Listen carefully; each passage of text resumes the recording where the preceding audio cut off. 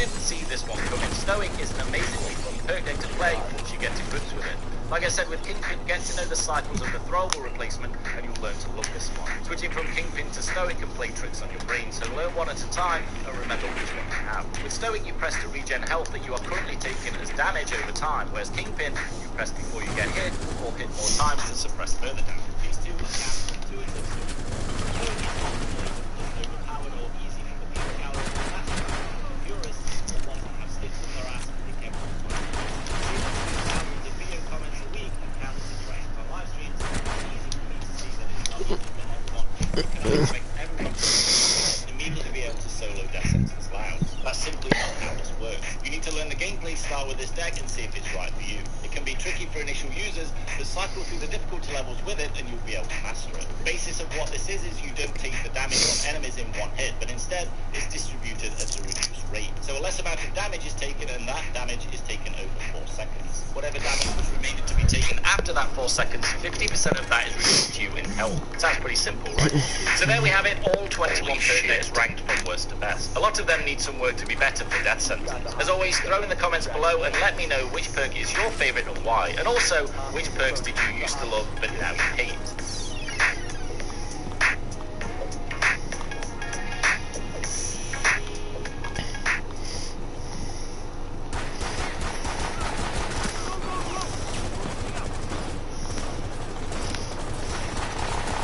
PayPal is now your partner in store. Introducing a complete point of sale system. Simplify your workday and keep what matters in focus. It's all coming together.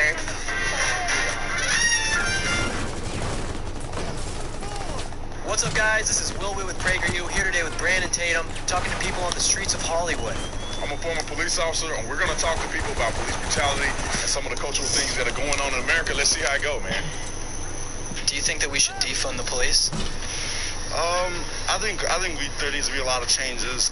Yes, I really do think we should defund the police. You know, I just think there's a lot of unnecessary amounts of money going to them that is being used, I guess, in a negative way. Yeah. Do you think the police are racist? Some, yes. I don't know. So fuck you. A good percentage of them, yeah. Yeah, it's just alarming the police brutality that I've been seeing on social media. You know, we still need justice for Breonna Taylor. Like, that still needs to happen. If you guys could say anything to a police officer now. What are the best heists in Payday 2? What are the worst heists in Payday 2? Hello everyone and welcome to the video where I answered those questions, well, at least for me, and invite you to do the same. As I'm making this video, there are 75 heists in Payday 2. Holy shit. Well, on the PC, consoles are slightly less, and it's quite the feat to rank every single heist in order from worst to first. To go into detail about every single heist in the catalogue would make this video a few hours long, so I will attempt to give snippets of info and then move on. Just a few things before we get started. Of course, this list is super subjective. There is no chance that my list would ever in a million... So details around Payday 3 are somewhat a mystery, other than it has been expressed that it's in development and the release date will be at some point in the next couple of years. Whether this game will come to fruition or not, it is nice to think about what could be in this game that could improve on its 7-year-old predecessor and take it to the next level. I often get asked this during my live streams, and to be honest, my initial thoughts was that I didn't really care. Seeing as the game feels so far away based on the information we've been given, I find it hard to wax lyrical over potential or non-potential game releases. However, when I awake that part of my mind, I do find some interest in a couple of things that would be a great improvement, at least in my eyes. Before I go into my thoughts, I'd love for everyone to share in the comments their ideas. I'm sure there is a lot out there and it's way more imaginative and creative than mine. Also, while you're down there, please be sure to hit the like button if you're excited for Payday 3 and subscribe if you are new. First on my list, and let's be honest, it's on most people's, would be a better graphics and game engine. I'm no programmer or game designer, but all I do know is that tech has come a long way since 2013, and it would be pretty awesome to see the Payday universe realized in a high-definition graphic world. I'd always switch out gameplay for graphics, but do feel like there is huge opportunity to bring this game more current when it comes to visuals. For me, it doesn't need ray tracing and all the bells and whistles. I'm just looking for something that makes it less cartoon-like. There are definitely some amazing-looking games being produced right now, and with the upcoming PlayStation 5 and whatever the new Xbox will become, recall, Payday 3 will potentially be released a couple of years into that development cycle, so I can imagine the competition would be pretty spectacular at that time. Next on my list is stealth. Now stealth is one of the big draws of this game to me, and the second I realized it was even a thing in Payday 2, I was hooked. Once I knew this, my YouTube channel became a solo stealth video onslaught as I learned it, and I never looked back. I do like the current stealth mechanics, but I do have to say over time that stealth in the game has become pretty easy once you know the maps, the guard paths, and camera placements. Yes, there are challenges, but the mechanics of it do remain the same. I'd love to see the stealth aspect of this game taken to another level. Now what does that look like? Well, I'm not a creative mind like I said, but I do have a couple of thoughts. At least in my head there needs to be some level of reality mixed in. One particular mechanic I turn to is the detection in the game. To be seen by a guard, get 90% detected, and then be able to hide, and the inquisitiveness of the guard just disappear as fast as it came on seems very unrealistic. I'd like to see something along the lines of sustained detection, with a really slow drop-off. If a guard sees me and he detects me to 25%, that detection should stay as his suspicion is aroused. Maybe his detection drops at a rate of 5% per minute or some other tick, but something. What if a guard holding a detection walks past another guard? Should he split his detection with the guard? Like, hey, I may have seen something over there, be on the lookout. Now 2 guards have a detection, but only one saw you slightly, similar to the way that alerted civs and guards alert other civs and guards in Payday 2 currently. This could be applied to the cameras, or at least the camera guard also. So for the cameras, maybe the guard there builds his suspicion by cycling through the cameras. If the camera currently on spot shoot, it increases. The cameras could not all be live at the same time, but there are instead random rotations. You know which one is live at the time as the operator cycles through them by a little red flashing light on the camera unit. And maybe on the highest difficulty there is no light, or maybe 2 cameras are live and there are no lights. Just a small upgrade, but could offer more challenges. There's also always been talk of the suggestion of distracting guards, maybe through throwing something or making noise. Maybe this could be possible, but again, increase detection meters when it's done. So it can't be done a lot. For example, if a guard hears something, should the guard go check it out, but immediately get sustained detection of 25% for 5 minutes. I also like the idea of lighting being a feature. In a night heist, hiding in the dark should be a thing. A guard could potentially be able to walk right by you and have no detection. But with the lights on, back to regular detection methods. Moving on, next up is big lobbies. Scale is something that this game needs. With a better game engine, we have the opportunity for not only improved graphics, but bigger worlds. And now, when I say big lobbies, I don't mean 24 heisters on a bank heist, but maybe some heists have the option for 6 or 8. Similar in a way to how the new Call of Duty has specific ground war maps, introducing larger maps for bigger teams could add a great element to this game. To expand on this point, it would be great to implement a more detailed pre-planning situation. To think of heist movies or even Payday itself, certain tasks have to get done in order to complete a heist. What if in pre-planning each task had to be assigned to a heister? The lobby leader could have control and assign duties instead of everyone running around picking the same locks, looking at the same things and applying the same drills. It could add a layer of accountability and reward for jobs well done that were assigned and completed within a time frame. Another thought is probably on most people's minds too, and that would be customization. Only recently has different outfits been added to Payday 2. A welcome addition, but one that should have been around a few years ago. Payday 3 has the ability to bring this up to the modern day with something like Create a Heister, a fully customizable character with dress, body type, facial features, and maybe some voice lines thrown in to choose from too. I remember playing some of the old Tiger Woods golf games 10 years ago, and the amount of customization back then was incredible. A portion of that would be great to see in a new...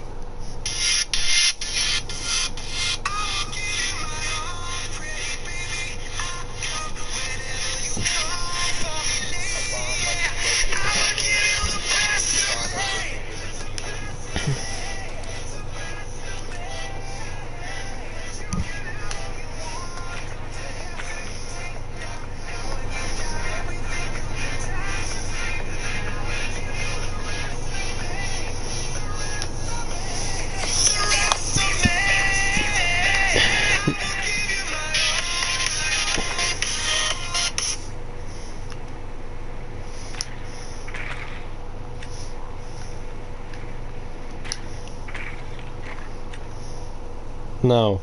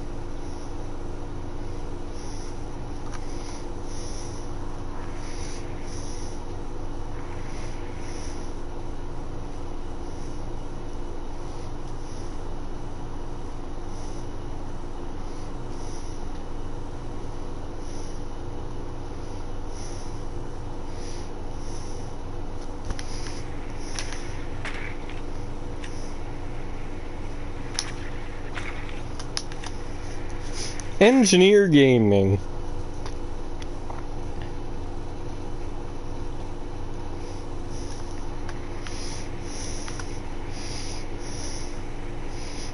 What will you design today?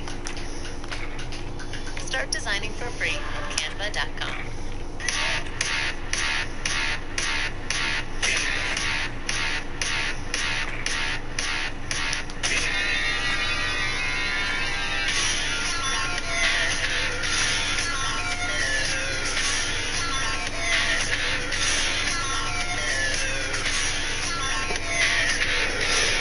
Don't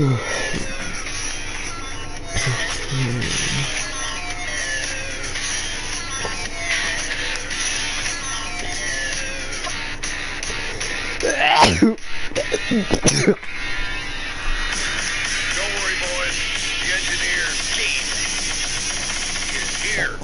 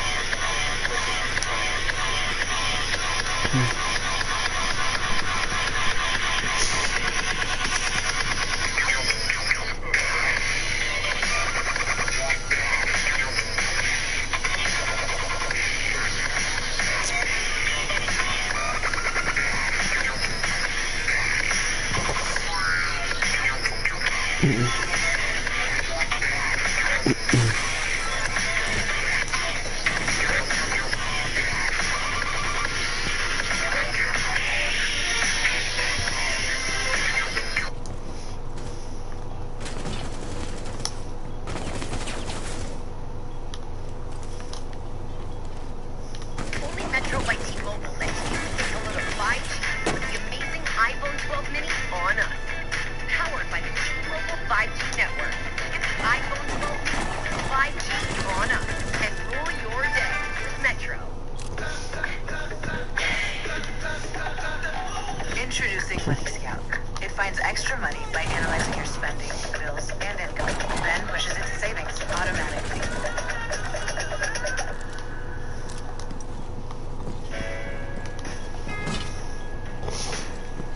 It's just no use.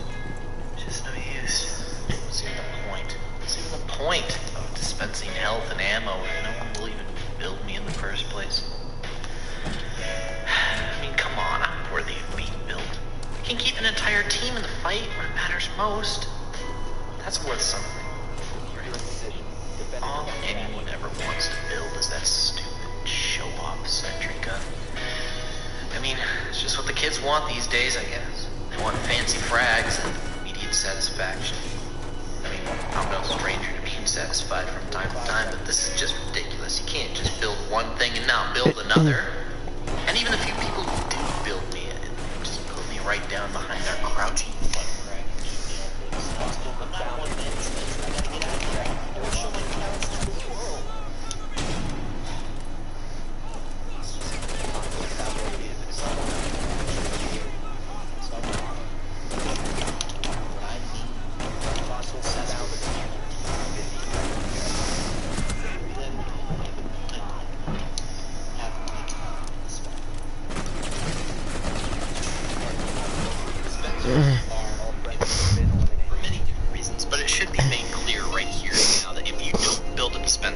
doing a great disservice to yourself, and more importantly, your team, which definitely affects yourself, so listen up. Healing in Team Fortress 2 is hard to come by. Health packs only spawn on specific parts of the map, and having a medic is not always guaranteed, especially in casual mode. Getting your health back after taking damage in this game is more easier said than done, so we then look to the third most reliable source of healing, the Engineer. To get a good idea of the Engineer's basic role, let's watch the introductory video for one of the game's most beloved characters, Meet the Engineer.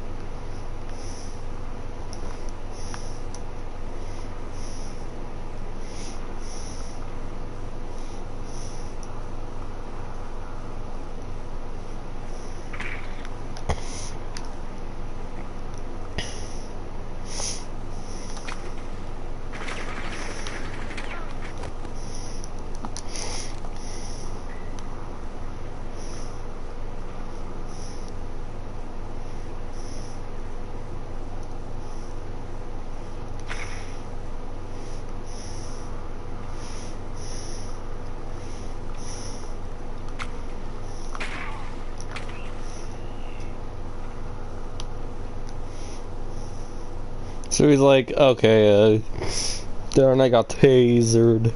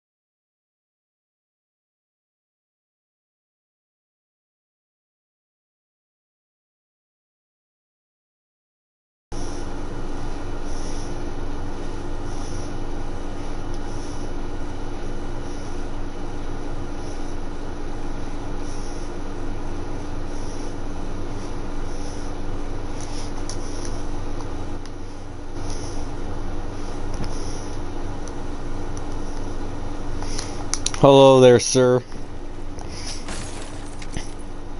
Wait, is that your mic? I can barely hear you. Yeah, I can barely hear you, sir. You need to turn up your mic sensitivity by a lot.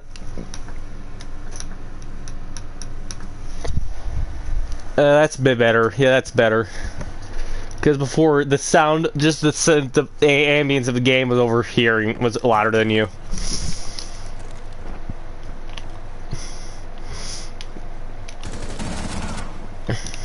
Haha, terrorist is dead. One down. 100 to go. Oh wait a minute, I can make a, oh right, I can make a minefield.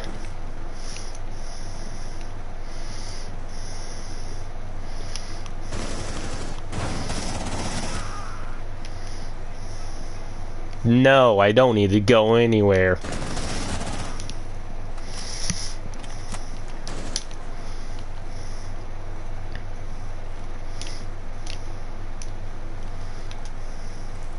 So, how are you today?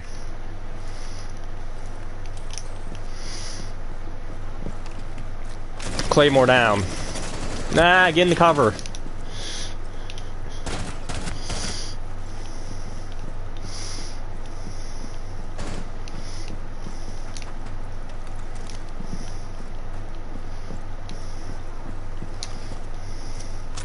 Put a Claymore down there. Beep. Yeah, I'm just gonna make a whole minefield out of this house.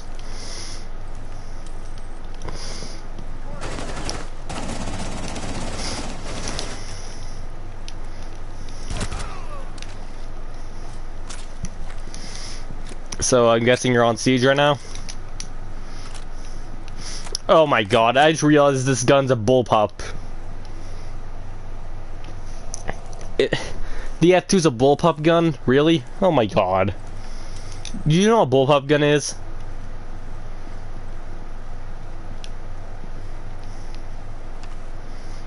No, I'm playing as Twitch.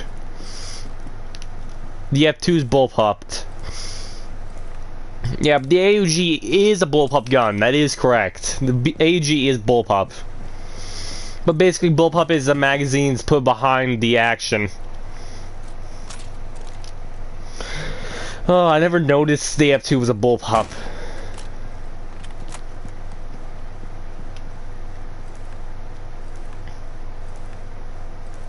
It's because I don't actually go to Twitch that often. I almost never go Twitch. Oh, hi. Thank you for walking into my knife. That was weird. He just walked in. He moonwalked into me and I stabbed him. He's dead.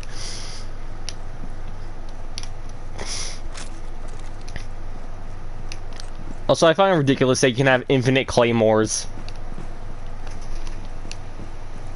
Oh, right, I have a drone. I'm gonna tase some more people with it. Who wants tasered?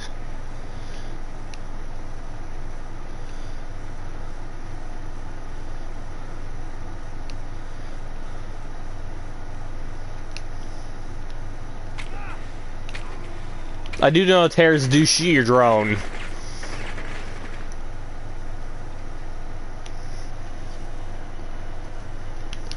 Yeah, in situations they don't mind your drones, but in terrorist hunt, God forbid you have a drone. They'll shoot that thing right out of the sky.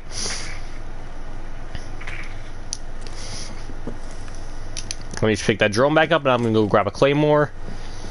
I feel bad for when the homeowners get back and then they just have claymores all over the freaking house.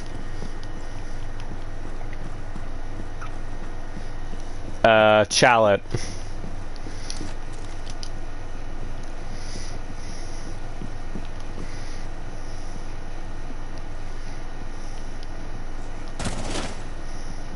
I don't know how to say it, honestly. Shock drone. I love how Twitch says this thing is the best pinnacle design, but the damn thing can't even jump.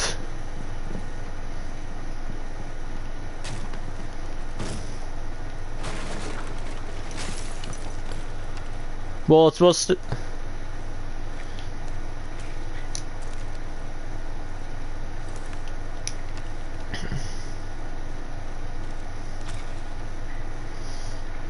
How did she fit? Okay, then how did she fit 1 kilometer of wiring this thing?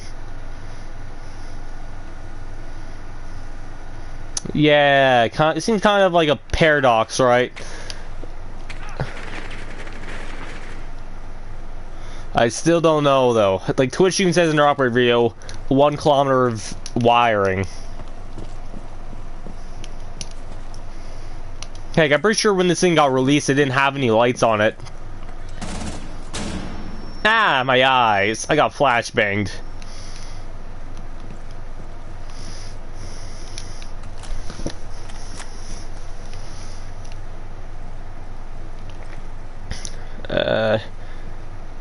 I mean, I don't know.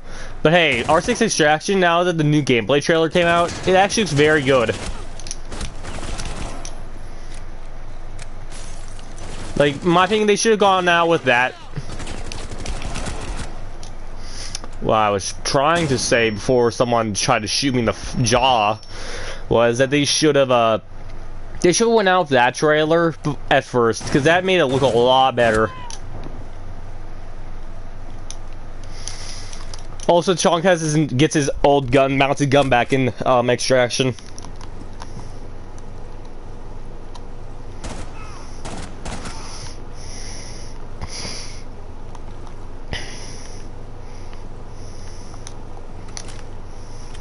Yeah, it's a separate game.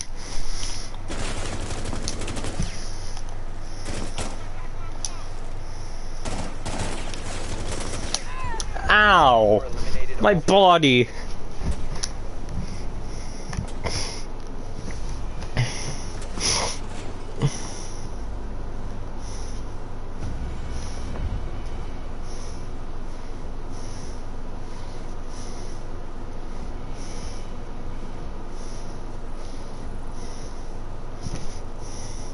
Okay, I'll invite you to squad. Hey, do you know what my favorite meme is? Engineer Gaming.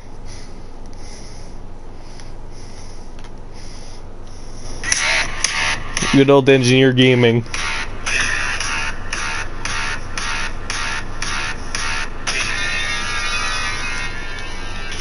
What is?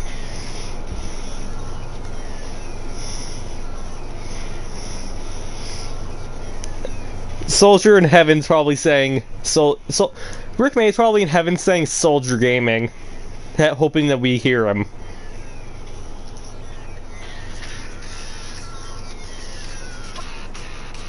Medic Gaming.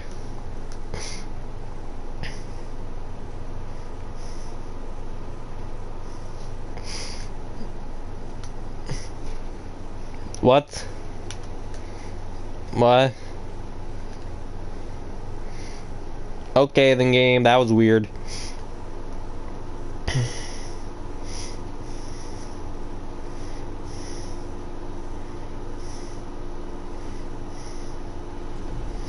Extract the hostage.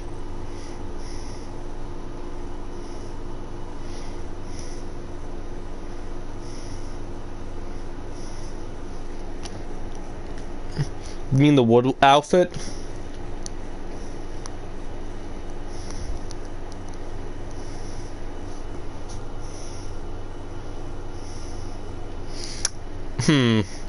How original.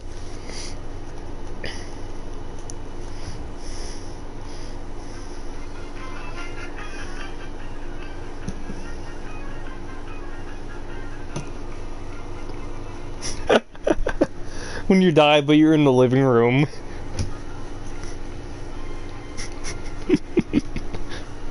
I love those. I mean, it's a dad joke. It's a complete dad joke, but it's a good one. The fact that you just can't die because you're in the living room.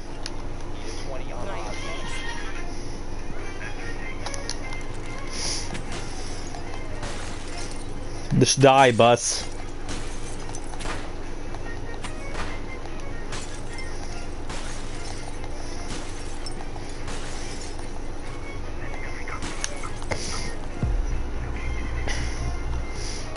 It's usually the highest concentration of enemies where the hostage is.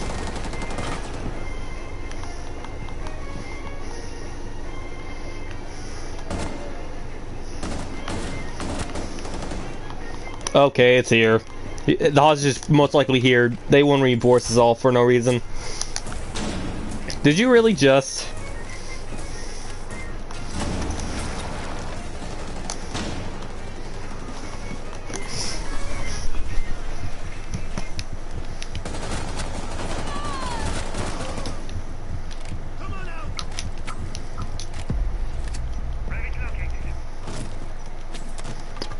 Also, do you know what, you do know what, Lion's drone was originally for, right? It was for quarantine zones. It would be for... Lion also completely ruined his life. Like, he had a very good life, and he ruined it completely. Ow, ow, ow, ow. Do you have recharge?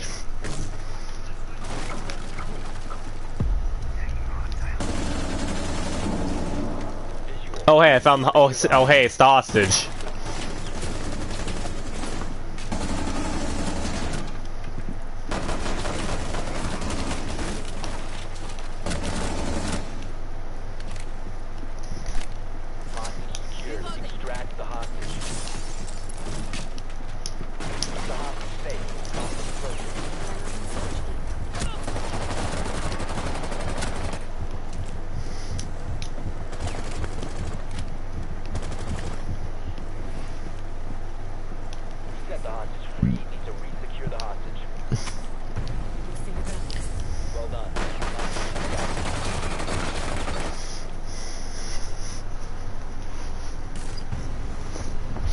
MVP.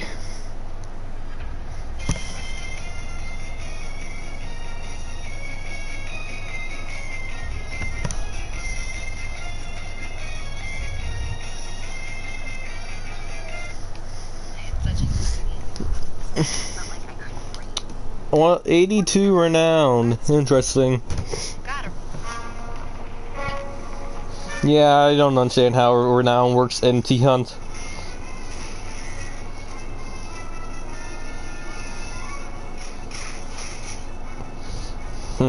Protect hostage.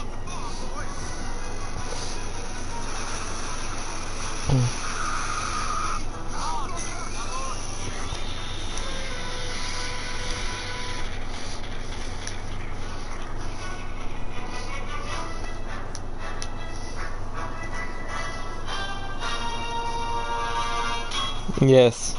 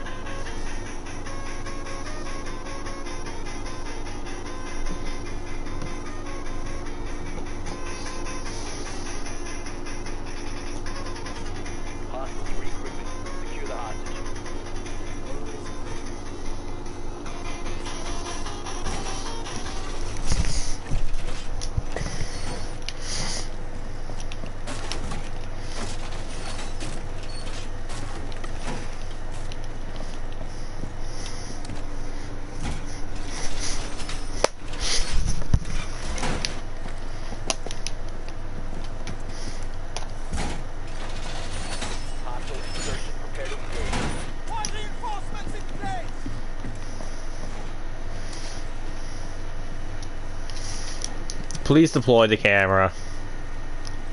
Bandit. Oh wait. Okay, nope, you can put it, you can do that. I'll put it on the other wall.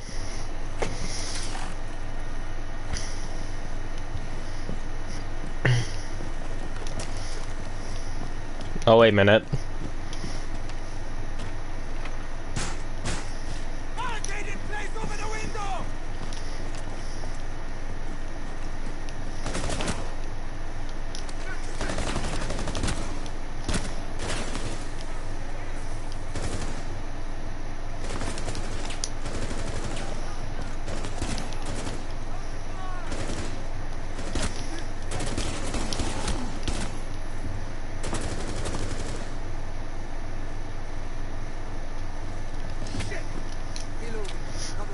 Yeah, yeah, okay. Okay, okay then. Reinforce the area. Hostiles regrouping. Barricade in place!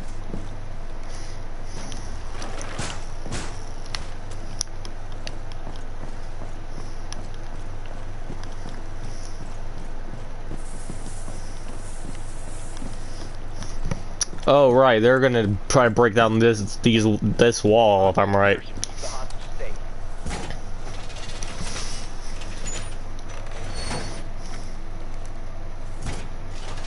I guess, but All reinforcements are deployed!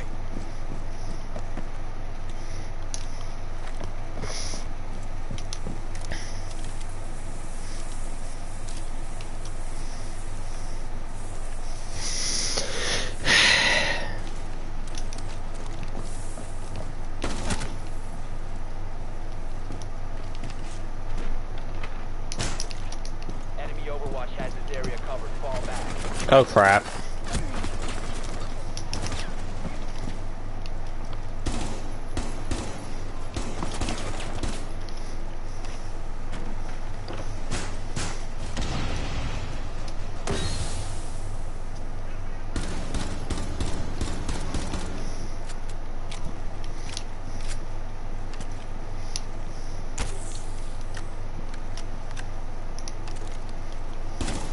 The threat has been eliminated. Hostiles regrouping. Secure the area.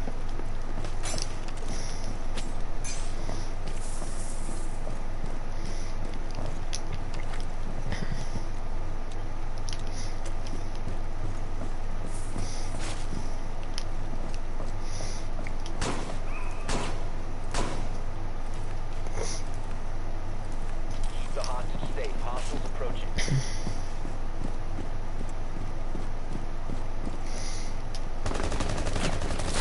Wait, what?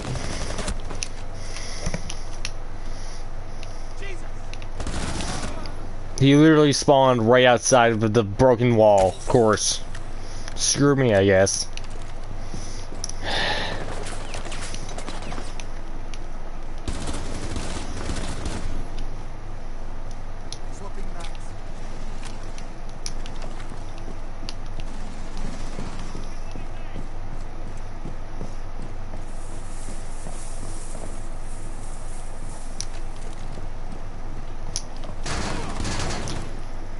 How did it not hit you?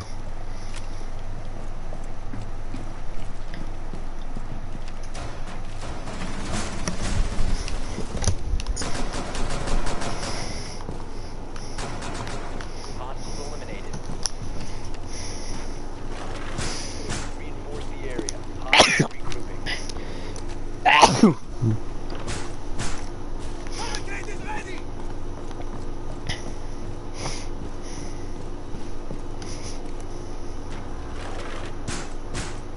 Window secure!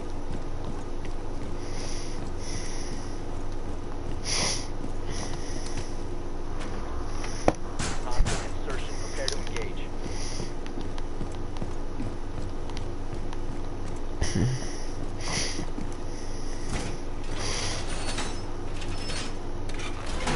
All reinforcements are going up!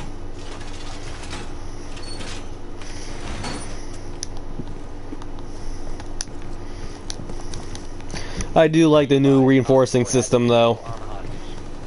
Hostage down. Injured by enemy fire.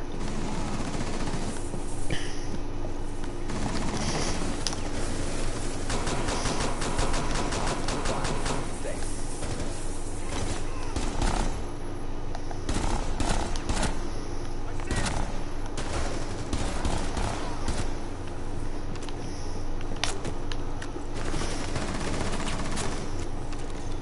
Reloading! Cover me! The threat has been eliminated.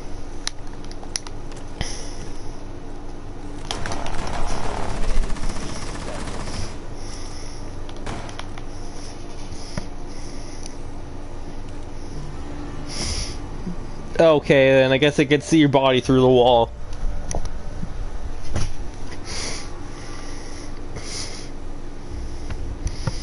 No, that was yours. I am 99% sure because you were facing that way. Remember, I was facing the opposite way. 119. Nice.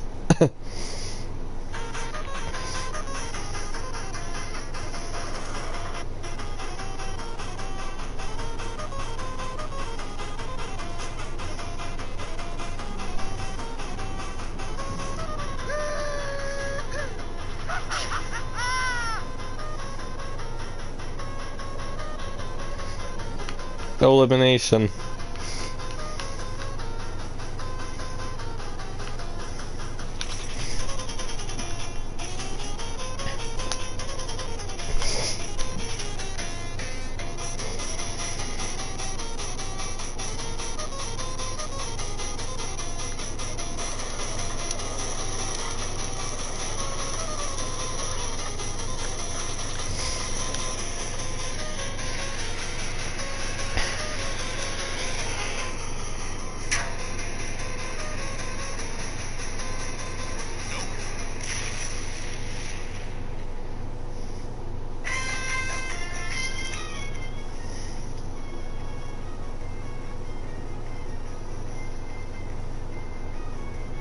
Eliminate the terrorists.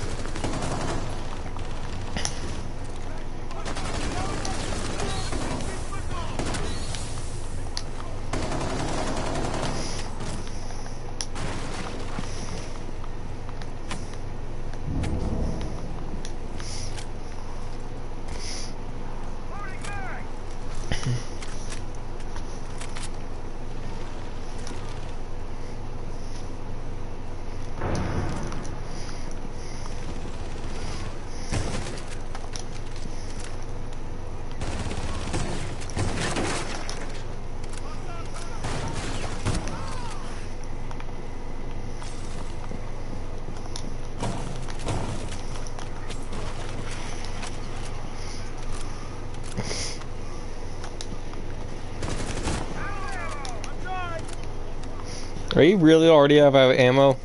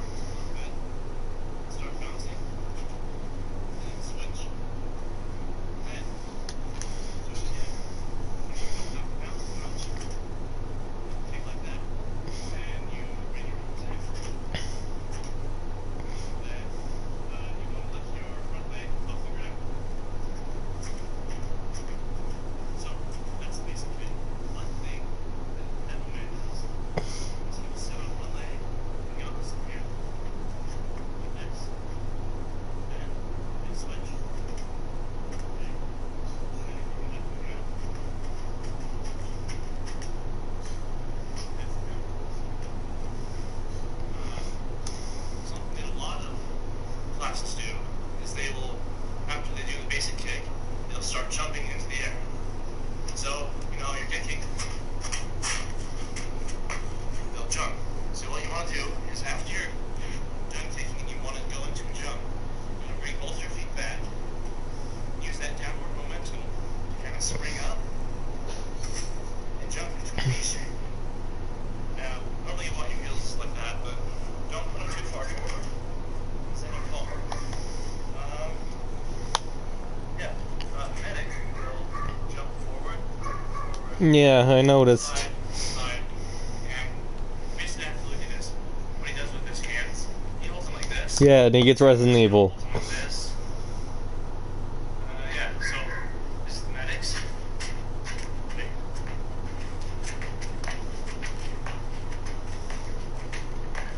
That's the medics. The sniper kind of just holds his arms loose. He doesn't keep his front heel off the ground. So you just look at the classes, see what they do, put together those basic moves, and that's pretty much it.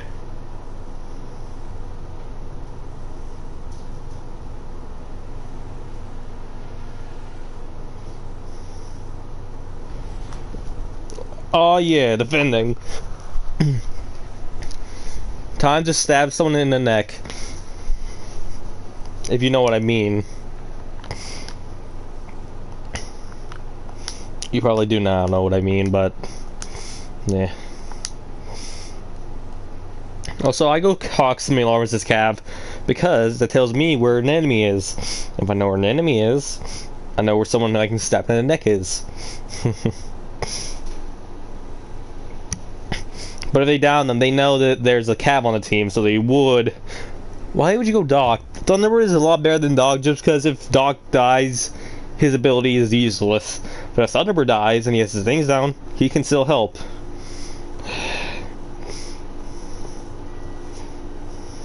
He literally had Thunderbird out.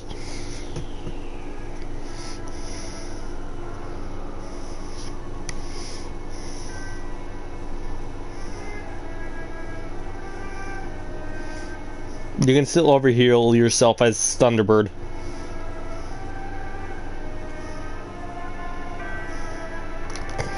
Secure the room. We need to protect the biohazard container.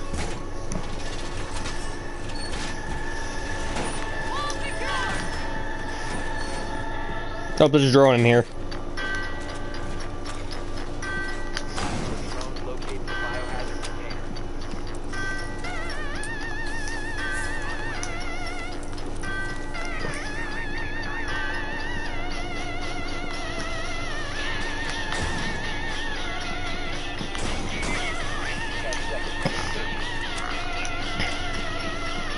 I'll go and reinforce the hatches.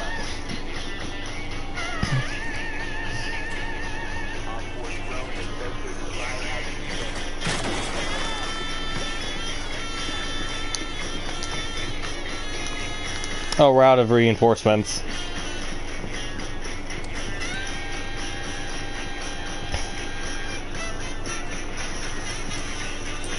So you guys know, that. I put down a, proximity alarm on the stairs. Oh. I hear people out front.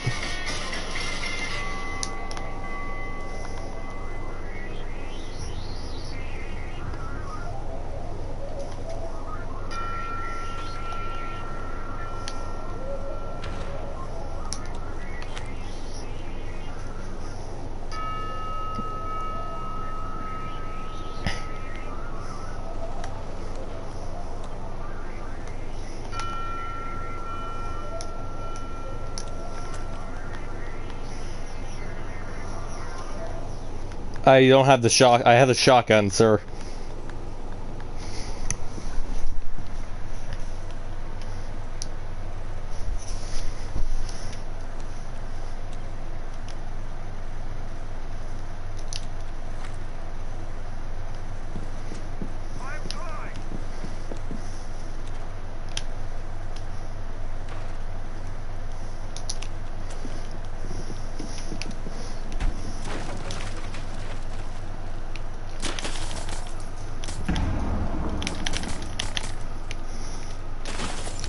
I got one. I hit them a few times. I killed one. I hit another one a few times.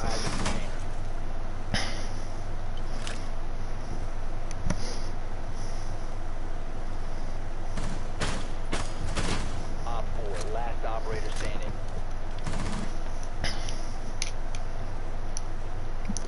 I think one of them might be hiding behind the truck.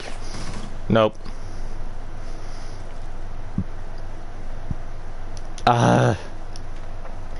All I want to know is why the heck did the bandit not use this thing? One friendly remaining.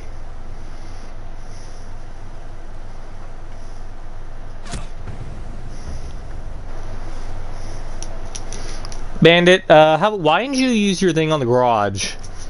Seriously.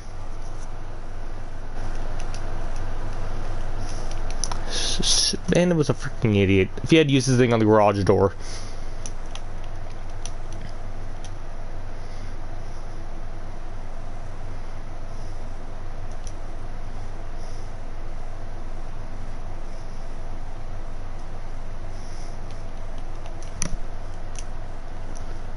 Also, yeah, the pistol somehow is very effective at sniping.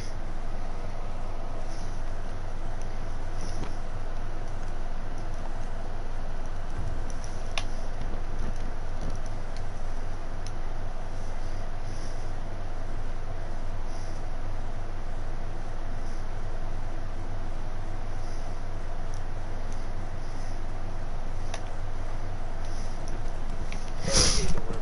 We need to protect the biohazard container.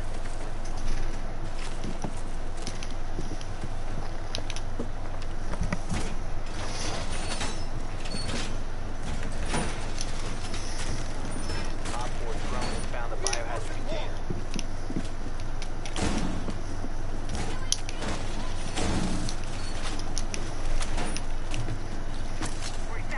Drone in position.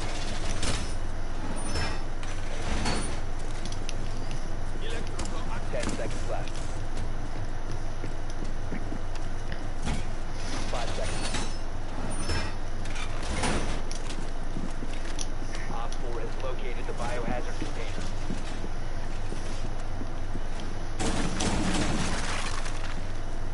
I didn't want that Thunderbird, but thank you. I have a little sideline here on the stairs. I'm not gonna use it though, but someone else can.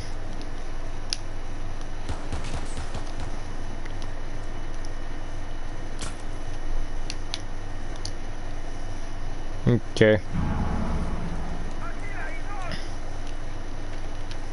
Oh, they're out front. They're coming in from the front.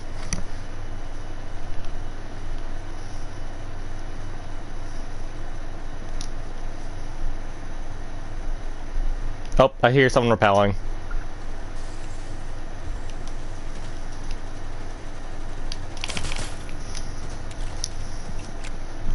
Haha, clay pigeon.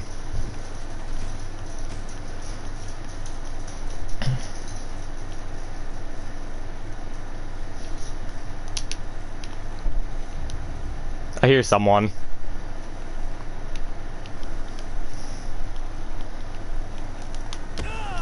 Got one.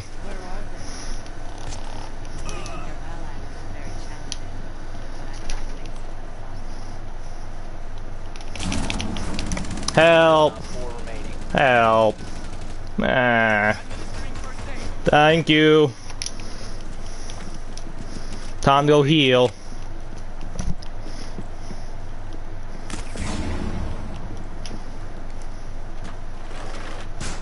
The silo I made. I hear him repelling.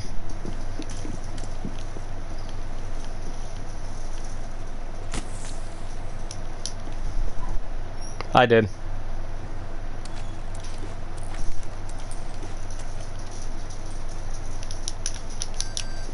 Yep.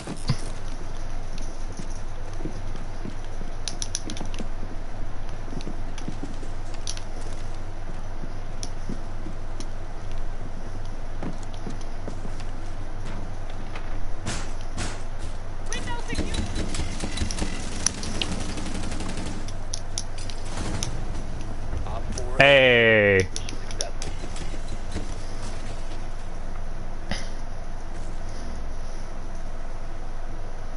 You can put it on the window. You can put it in the window. You're able to attach the thing to the window itself. Yeah, you're able to attach to soft walls and stuff.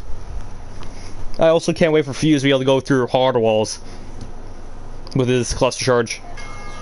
And yeah, they are planning on making it so Fuse's cluster charges to go through reinforced walls.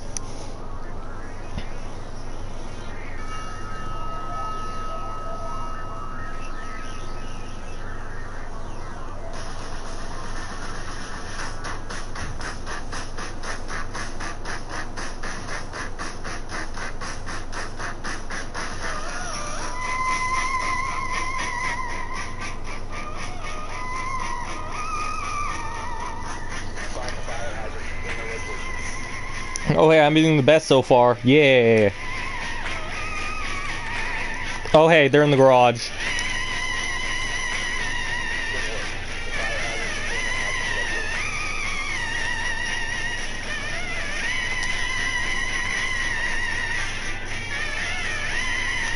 No, you don't see me. You don't see me. No, go away.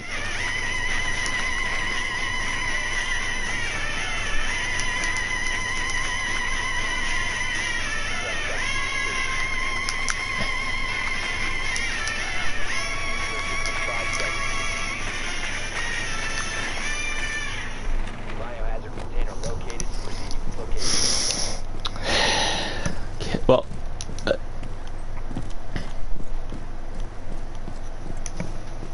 you know, I'm gonna do something called a pro gamer move. If I'm lucky, my clutch charges will go into the...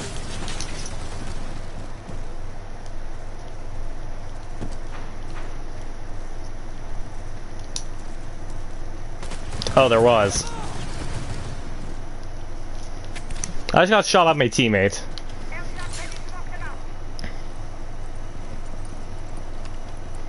Really? Really? I had to go in.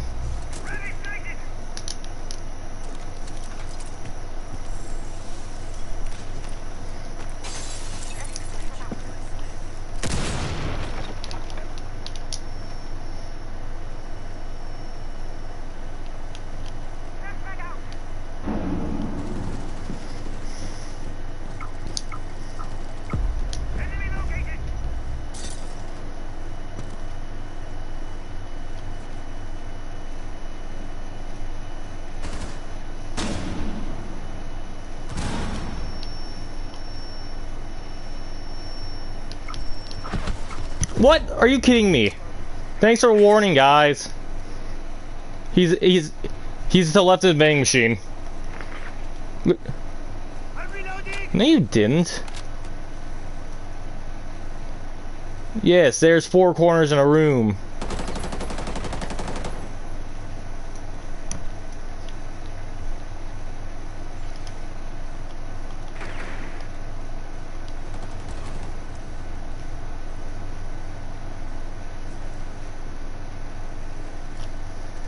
You might want to throw a flashbang in there while you can, because they can easily, you know, activate the thing again.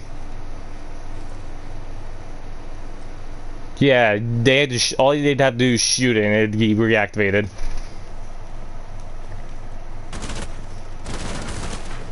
Oh, Ace is in there, and he's gonna. You're gonna. So keep an eye out for entry and out devices. Oh, there's one. Uh-oh.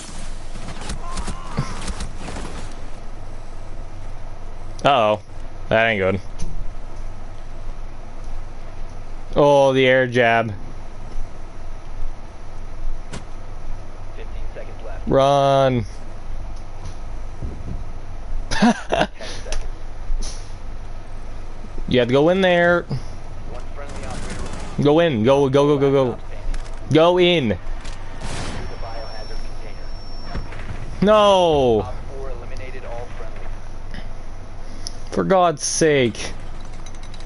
Stupid clutch charges. I'm going Twitch. Yeah, screw this. I'm going Twitch. Or should I go Thatcher? Which one do you think would be a better idea?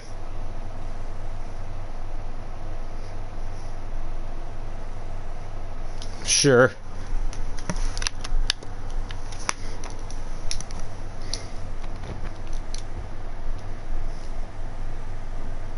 Why do I have the comment not have a commentator on this thing? Put on the angled grip. Also, my gun is rusted. I should clean it.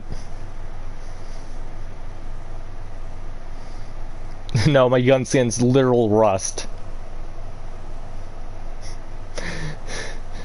Also, I didn't, for some reason, why didn't I get Nomad's outfit for the, React event?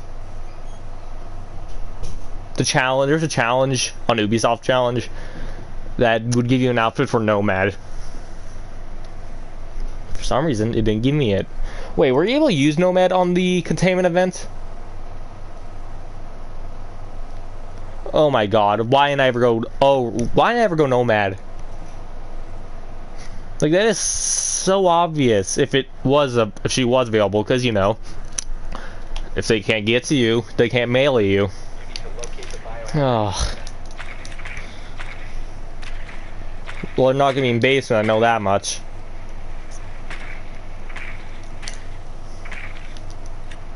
Oh. Second floor? Nope, first floor. Nope, second floor.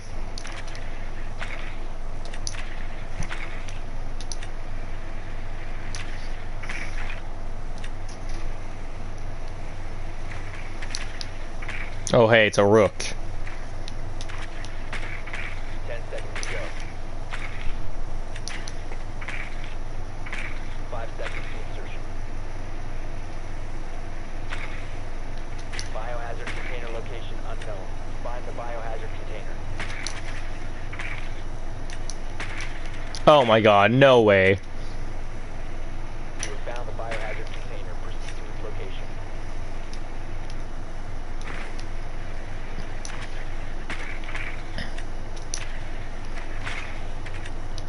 Okay.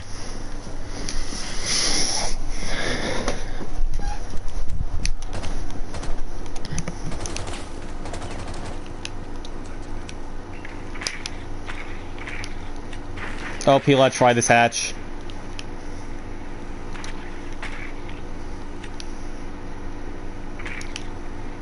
Hey, thermite, Yep, he ran down these stairs. LP launched a goo mine. I'll go and spot it. Goo mine. Okay, I'm ready for it when you are.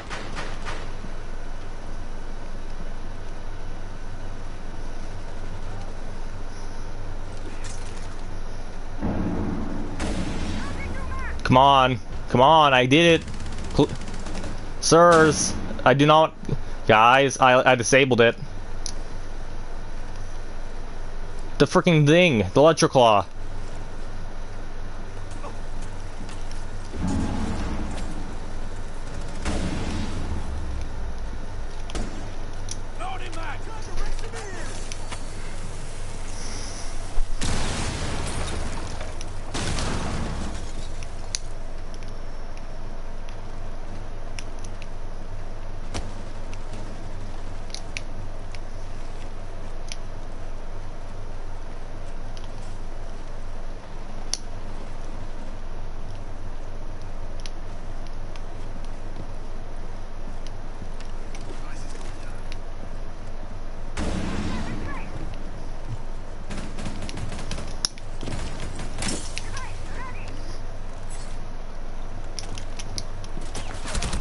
Are you serious? Finka, you have a fucking ability. Why doesn't she use it?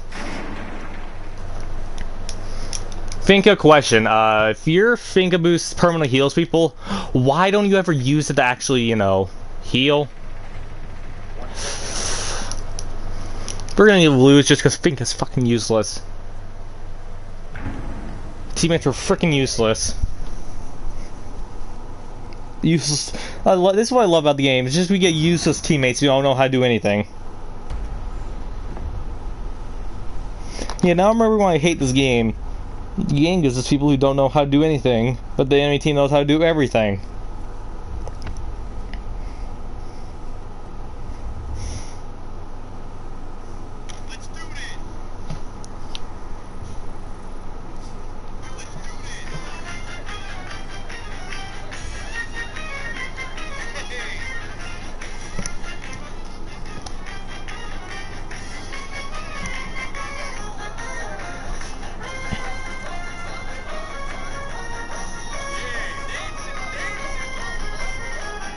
Also, I hated how now Basher doesn't destroy the items, he just disables it. Like, that's stupid. Like, you guys do know how an EMP works, right? It fries electronics. It doesn't disable them.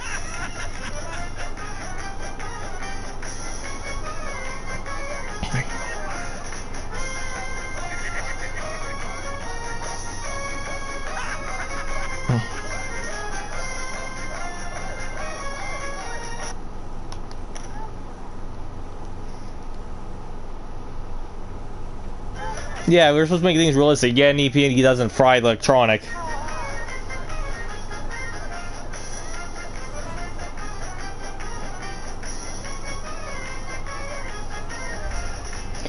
Bulletproof glass is bulletproof. Can't take a single punch. Glass is bulletproof, but not punch proof.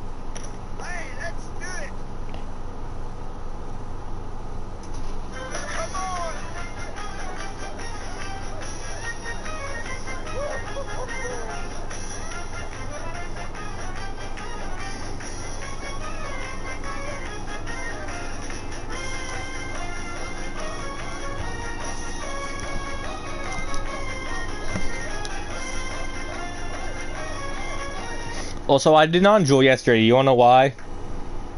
That one dude kept shooting everyone else in the back of the head.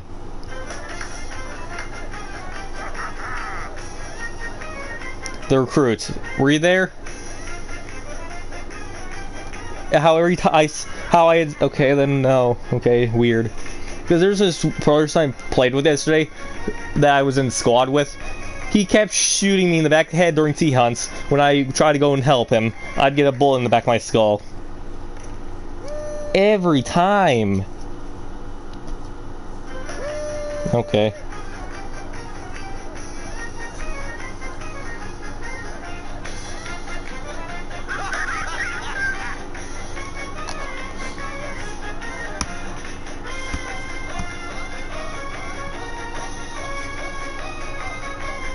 No, I'm watching a demonstration of all the classes doing it. What do you think of this? Oh, perfect. What do you think of this? Secure the bomb. What?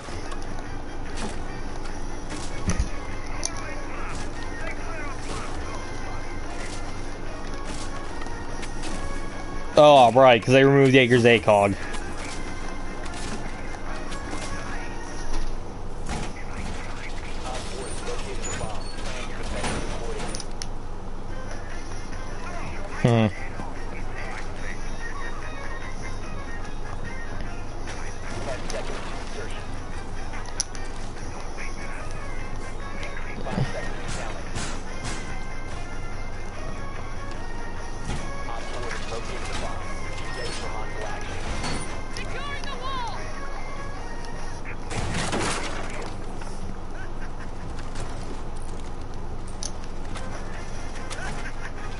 Yay! That's one less idiot to worry about. Oh, that's a lion.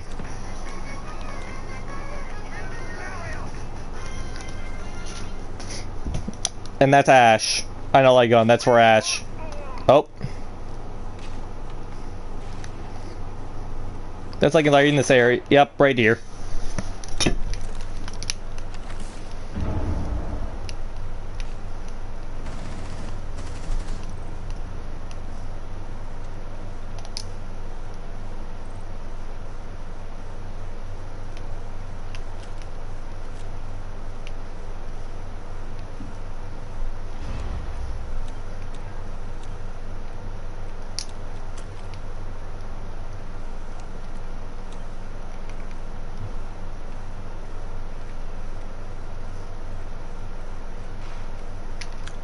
Yep, Ash and Gridlock.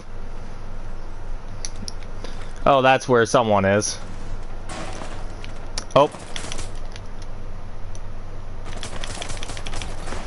Oh, come on, I hit her like 3 times. I hit her in the head like twice.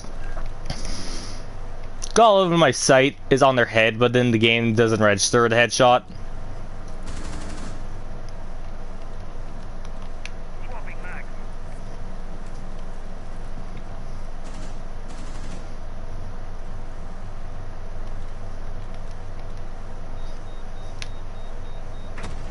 Op 4, last stop standing. Also, why did Mods put his drone there? That is literally useless.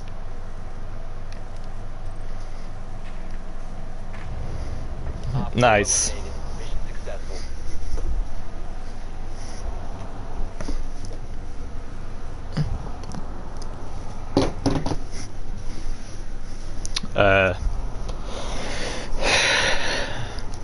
Also, I love it how they TK'd.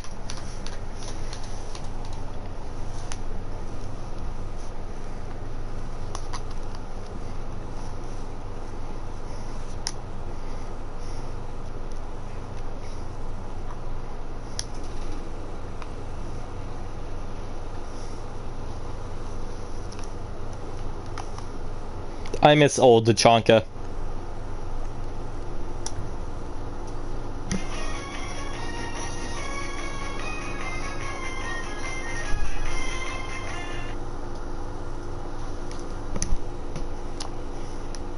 Like, come on, they killed Tachanka, man.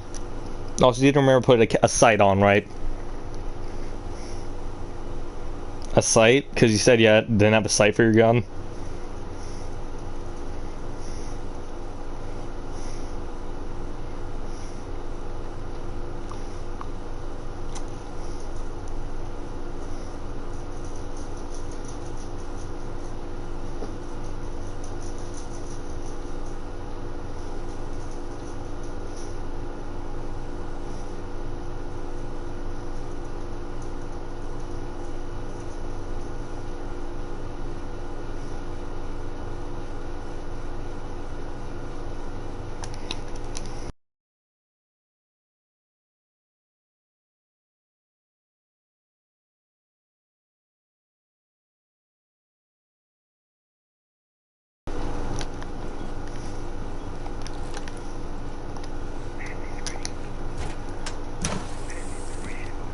That barely fits.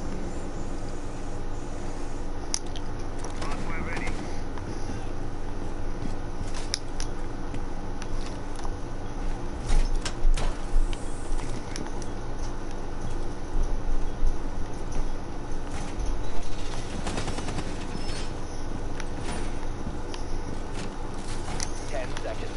Op 4 has located a bomb. Be ready for assault.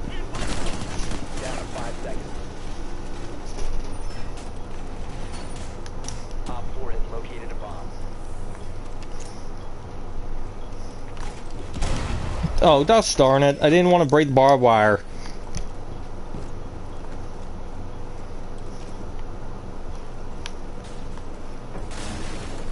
Op 4 located a bomb. Protect it.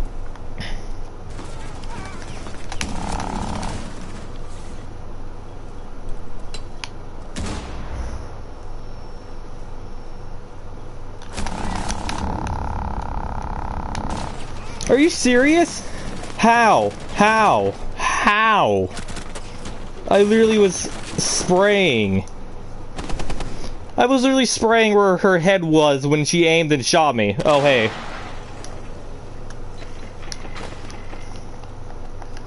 Like, that is bullocks.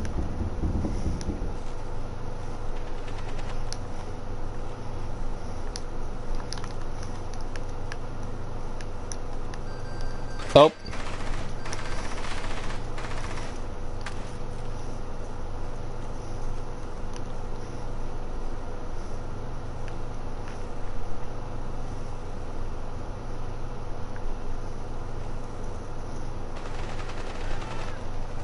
One friendly remaining.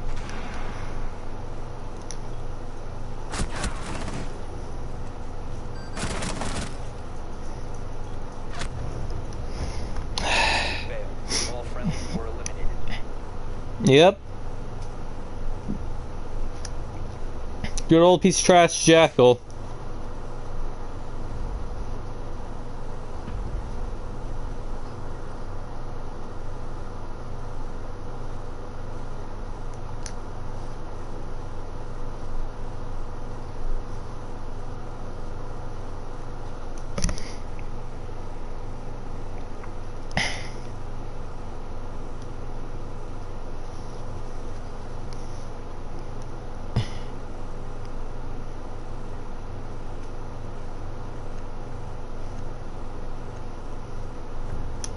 Zofia, okay then.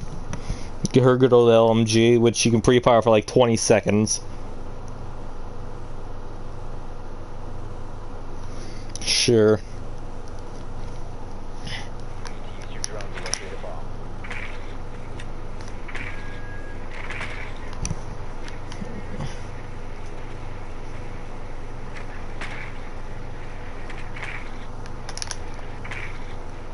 Oh hey, it's Cav.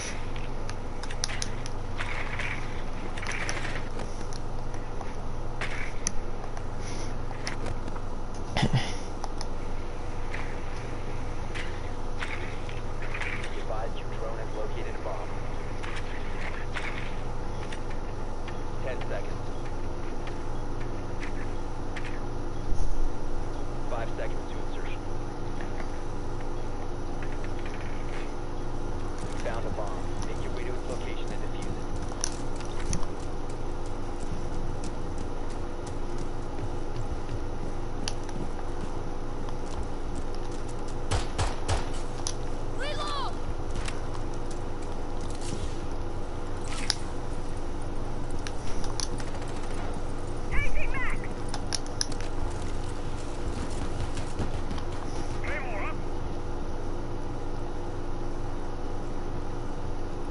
Yeah. Put it on the window.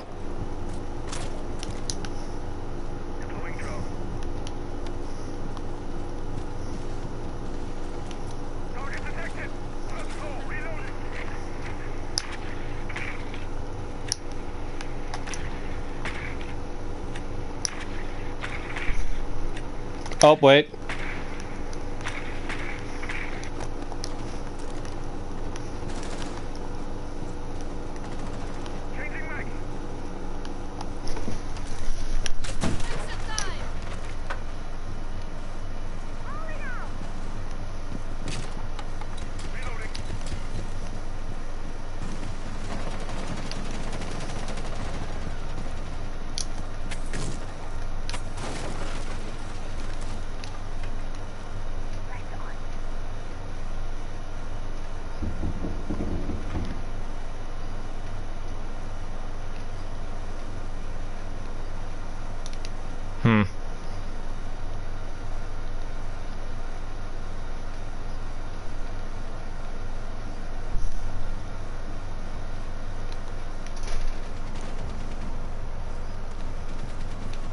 One op 4 remaining.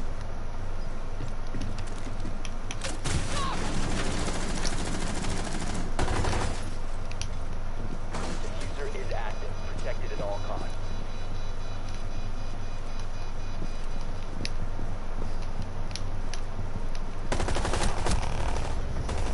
Op 4 neutralized. Mission successful.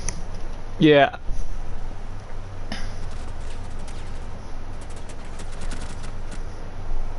Well, I'd make sure he was dead. Because he has that ability to just shove that stim in his leg.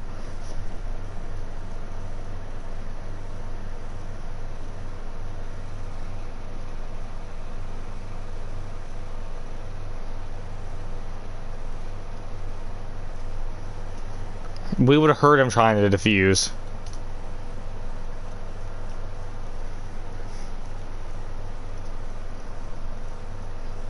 All you have to do, theoretically, is get 3 heads.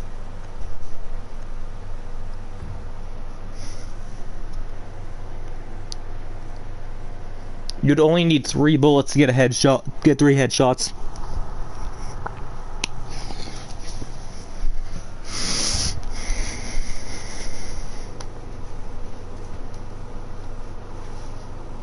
It's called overhealing, sir. 40 health can make all the difference.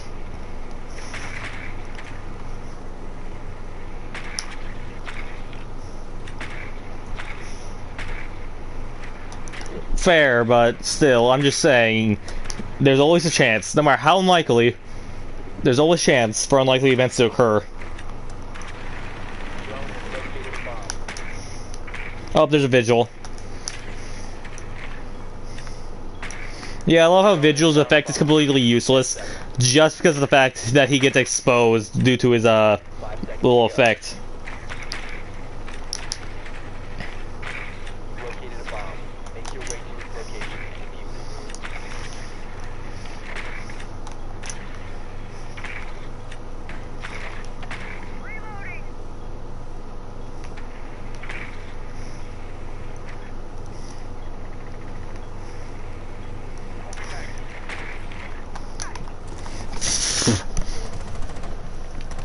Oh hey, they got. Oh hey, TKs.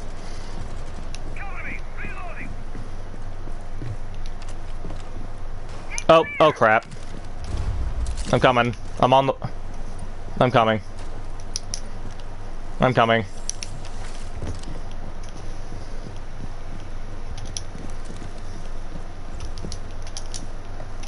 On your feet.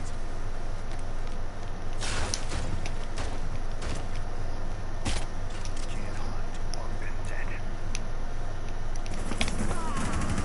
Hostile spotted. Second floor.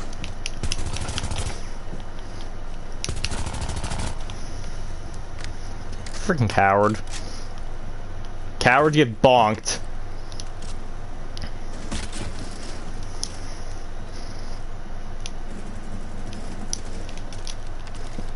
Finish him. Four last operators standing. Hey. Four eliminated.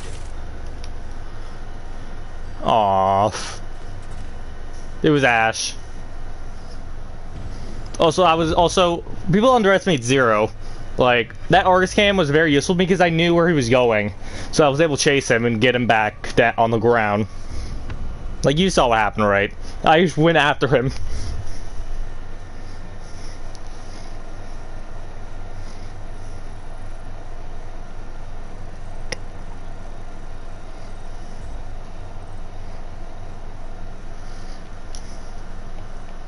Do I get enough back? You were right when you said that, and I was off by like a few inches. Point of view, you got down by Caveira. That's just Cav running at you full speed. Austin Proud never fails the mission. Like, you know the Austin Proud running meme, right? Yeah, that's the point of view when you got down by Cav.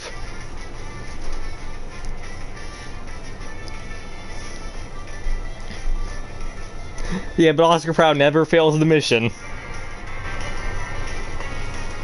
Like, we all know this. Oscar Proud never fails the mission. Me neither. Yeah, me neither. I just know the meme. Lol.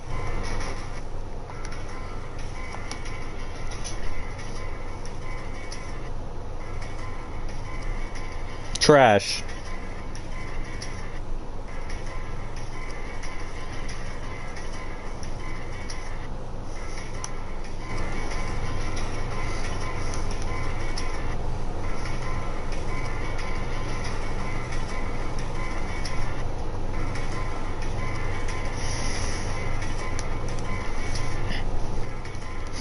But hey, at least I want my ridiculous headgear for Fuse. It's a legendary. And it's a paintball helmet.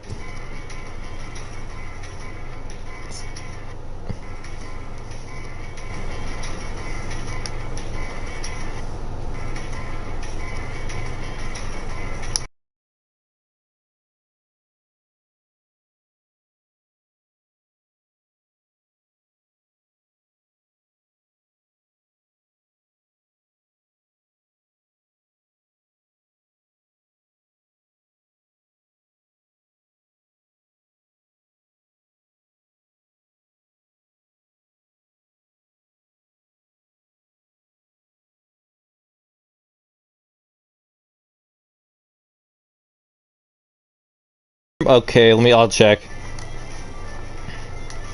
I didn't want the bio. Fine, I'll read this bio, I guess. Chaos is only an enemy if you're unable to adapt. Yeah, that's a very good sentence. That is a very good way to sum up Fuse in one sentence. Chaos is only an enemy if you're unable to adapt. That is a...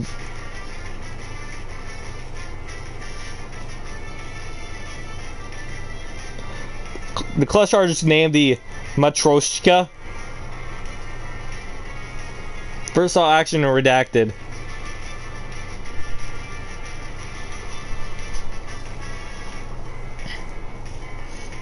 Oh, Thermite already... Oh, Thermite's the evaluation lead specialist.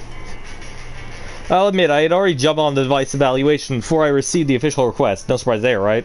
Mira always has the R&D lab running at full throttle.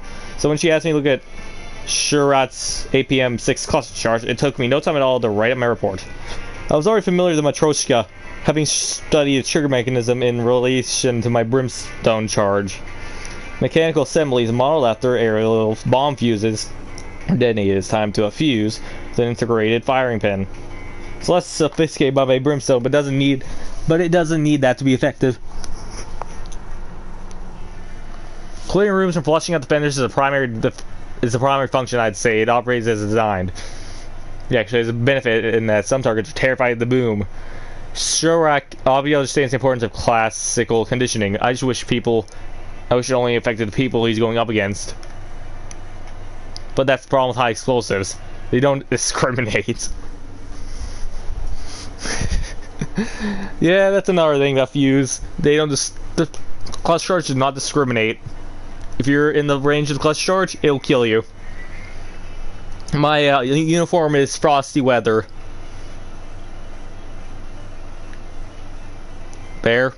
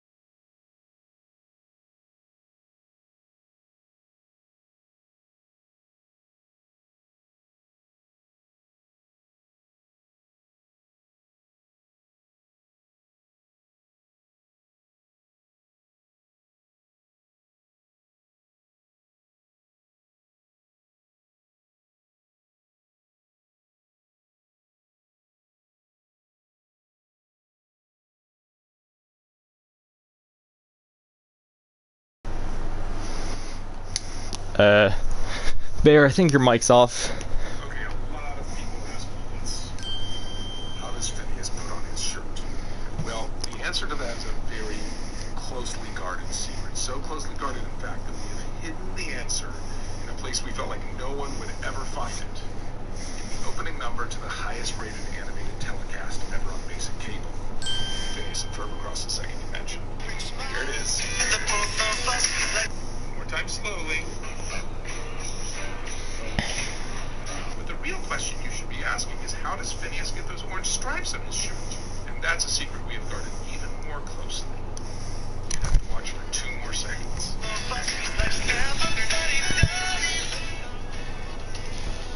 Okay, I've been getting one question a lot. You're back. I don't know why it's Welcome back. maybe Let's send a screenshot of my uniform. episode on Disney Plus. Your name is Ferb? Well, yes, it's short for. Oh, here it is. What is Ferb short for? So in the second to last episode, Act Your Age, where we go into the future and we find out that Ferb and Vanessa, It does. she calls him this. Hey, Ferbs, you ready? She calls him Ferbs. Ferb is short for Ferbs. It looks freaking ridiculous, though. The Flores?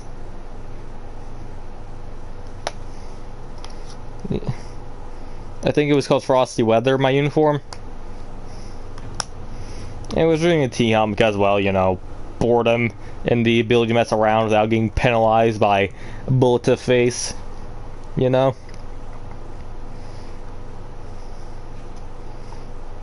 Well, the terrorists don't do headshots, at least. And the only dude who's supposed to be immune to headshots is very bad at it.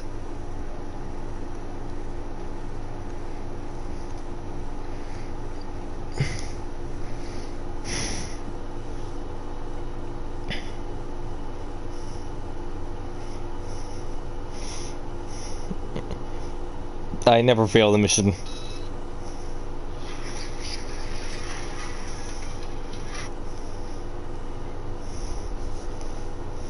I will not fail the mission.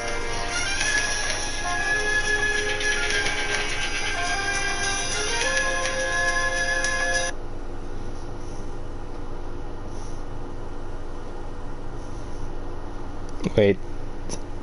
Austin Prowse from the Disney Channel? The Disney Channel made a meme? Are you serious? And not a meme about how they ruined Star Wars? Impossible. Who almost shot me?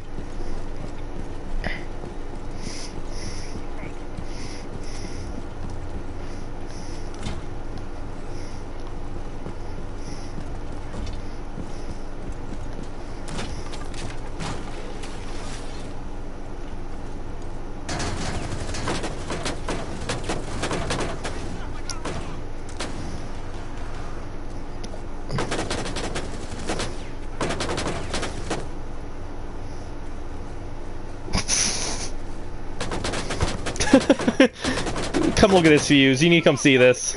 Oh, he ruined it. The terrorist was so distracted with me that Iona walks right behind him and just sat there for like a good 5 seconds.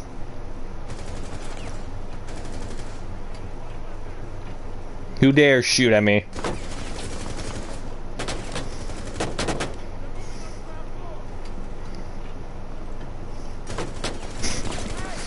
Oh no. Oh crap, I'm getting shot at by another one.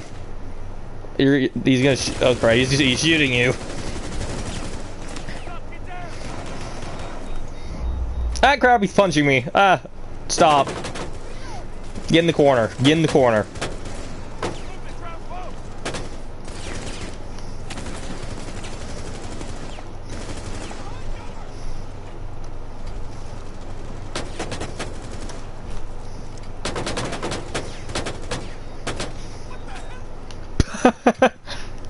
I love how he just reacted with what the hell.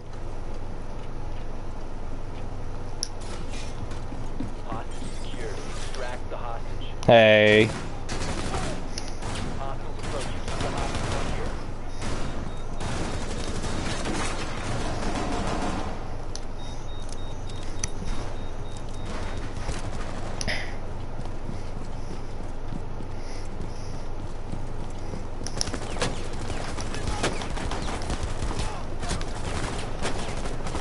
Ah crap, I need to reload.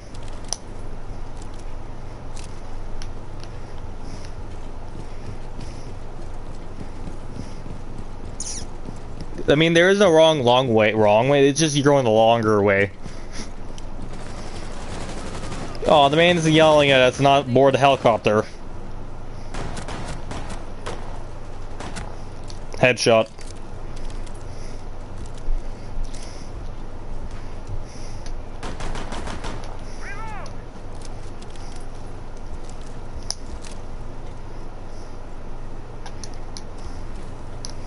Also, I don't understand how the shield makes it.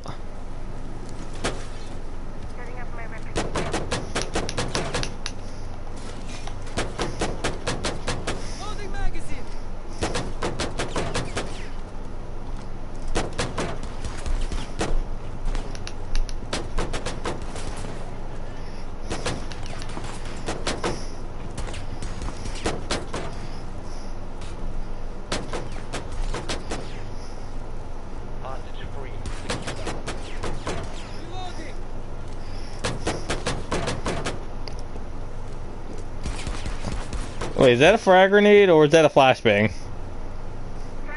That's a frag grenade.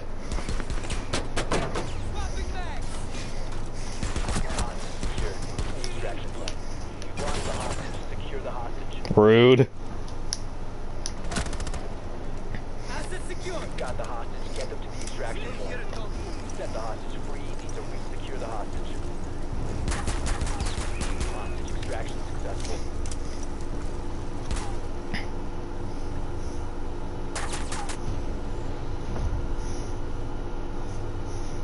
The mission didn't fail though, so joke's on you.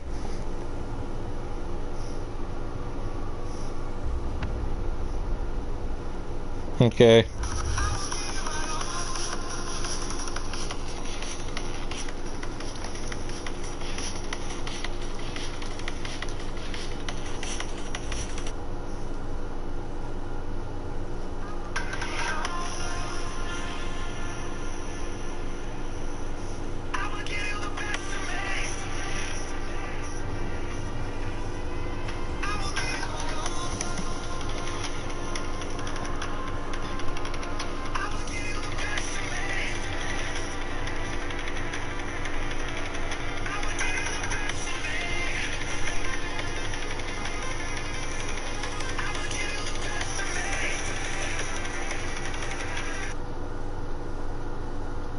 How do I help? Well, how do I make a video get captions?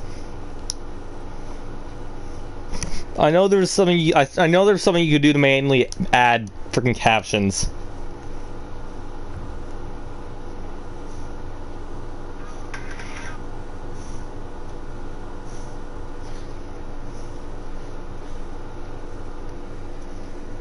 Yeah, but but let's be real. That's kind of trash.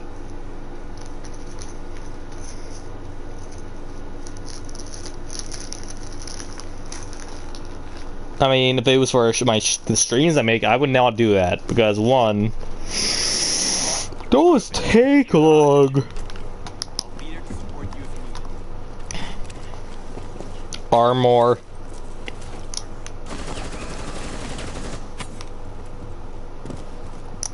Go Captain hide in the closet and then put a PDD in it.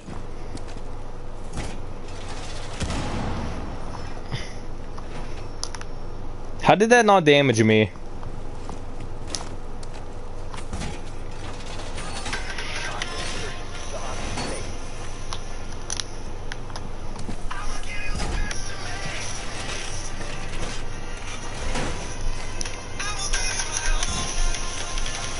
What?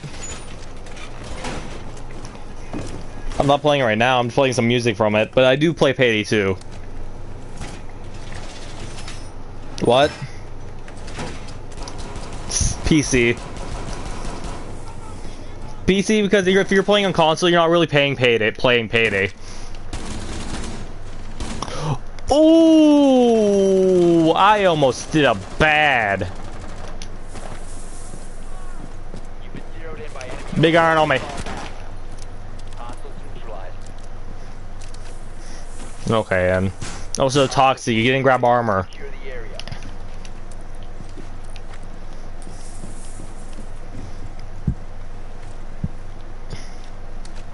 I love how you went on and looked at the ground to grab the armor when it's on that table.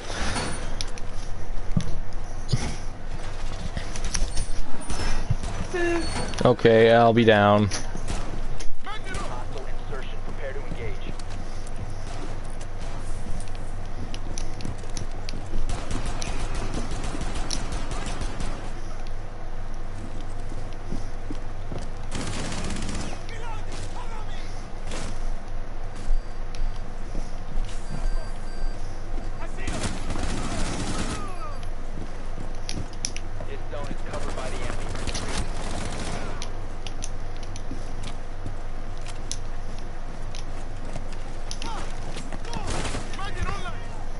I guess I'll go eat now.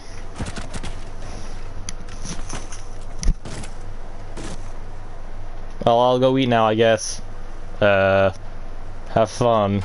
Oh, hey, I found a lot of enemies. The threat has been eliminated. Reinforce the area. Hostiles regrouping.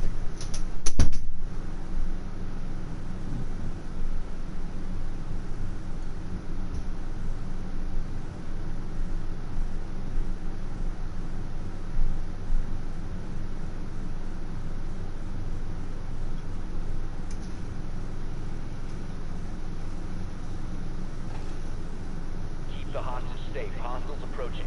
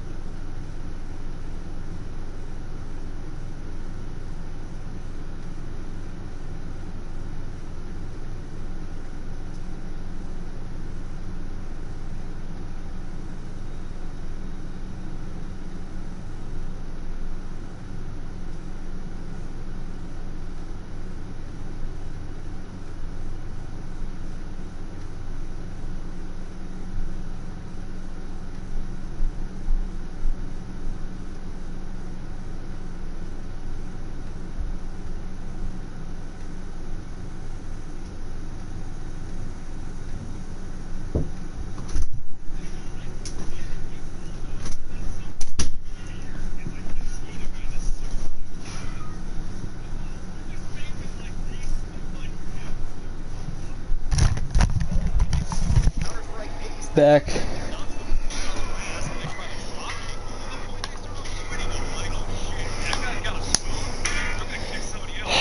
So did we win or? Oh, so I don't appreciate getting shot in the back of the head. Like that hurt.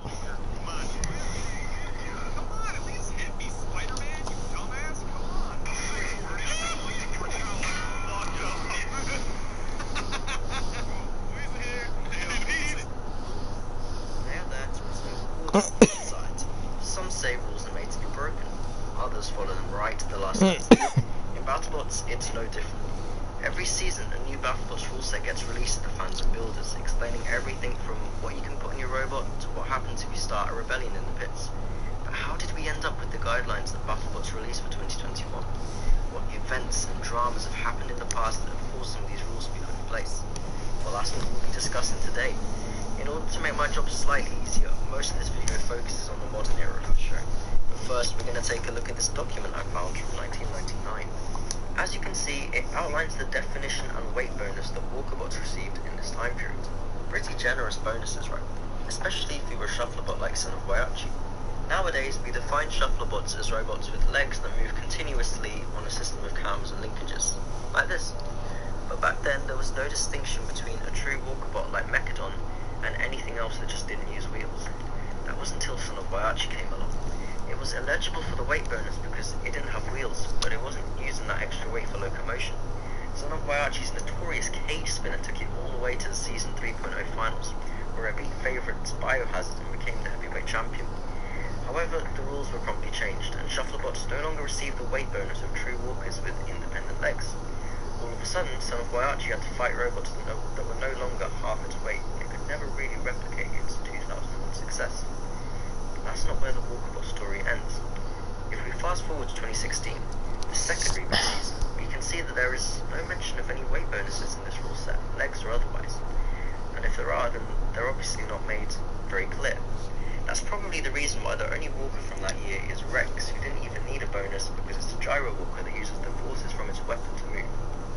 Then in the last couple of years or so, BattleBots have quite radically changed their policy on walkers. At least 3 Walkerbots, including Chomp and this huge thing known as Gloomweaver, were accepted into the 2020 season. Of course, we only got to see Chomp. This influx of Walkerbots was caused by an exciting addition to the rules that allows true walkers to be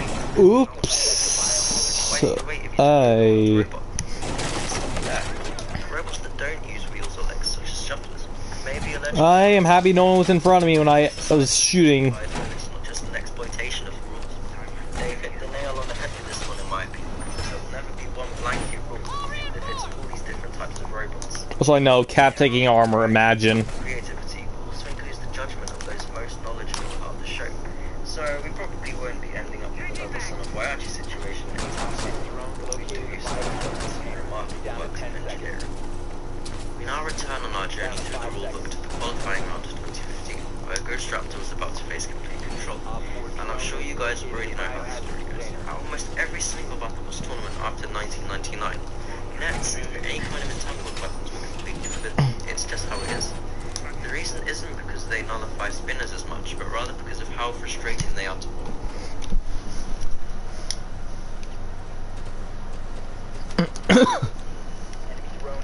Oh, that's a lion.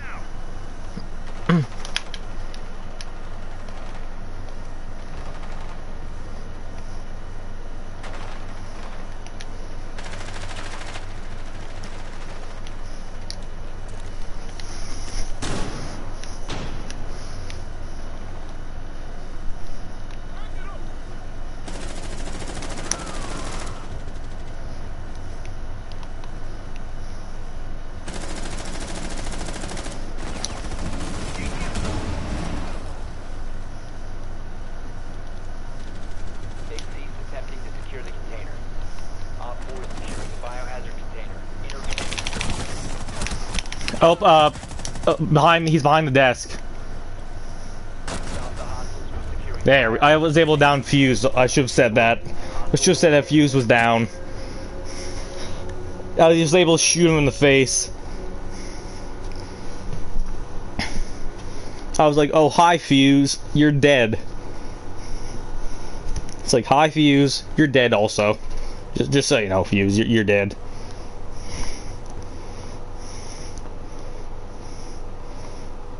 It would have been so good insult to injury if I went out there and interrogated him. The insult to injury that would have provided would have been hilarious.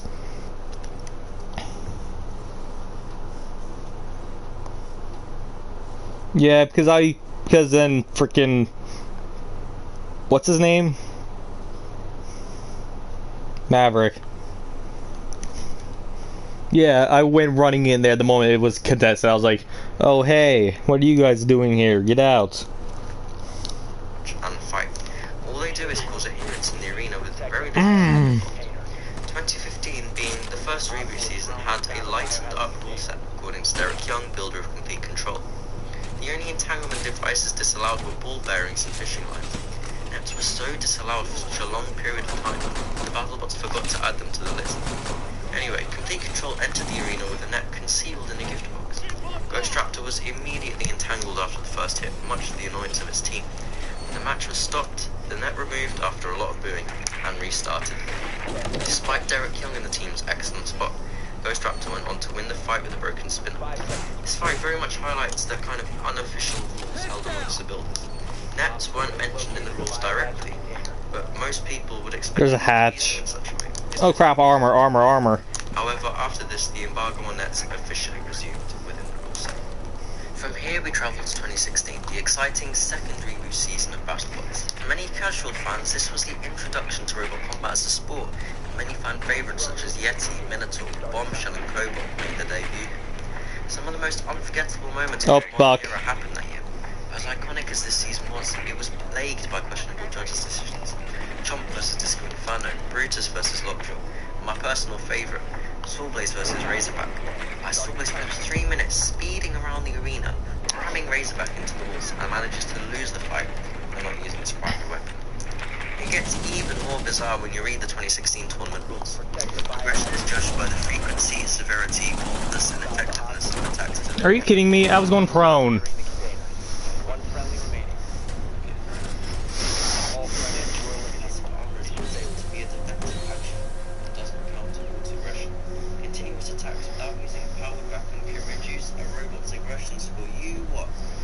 My heart. Also, how did I not get that kill with the Nitro? I threw that out there. Probably, but it's still stupid because it was right next to them.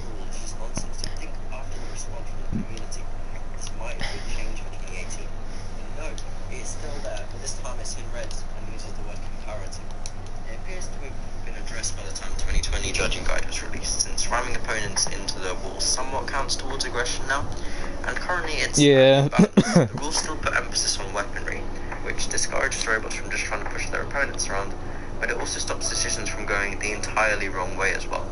Several fights in 2020 would have been affected if this change wasn't implemented. I'm sure you will remember Beta versus Rotator. Beta chose not to use his hammer for the entire fight because Rotator's spinner was facing upwards, leaving it as a wedge that repeatedly threw Rotator into the walls. Beta's hammer did end up being cut off by Rotator, but it picked up the victory, sparking criticism from some of the builders, especially those with spinners. For years, people have been saying that BattleBots rules favour spinners, but changes such as this can give control bots a fighting chance once again.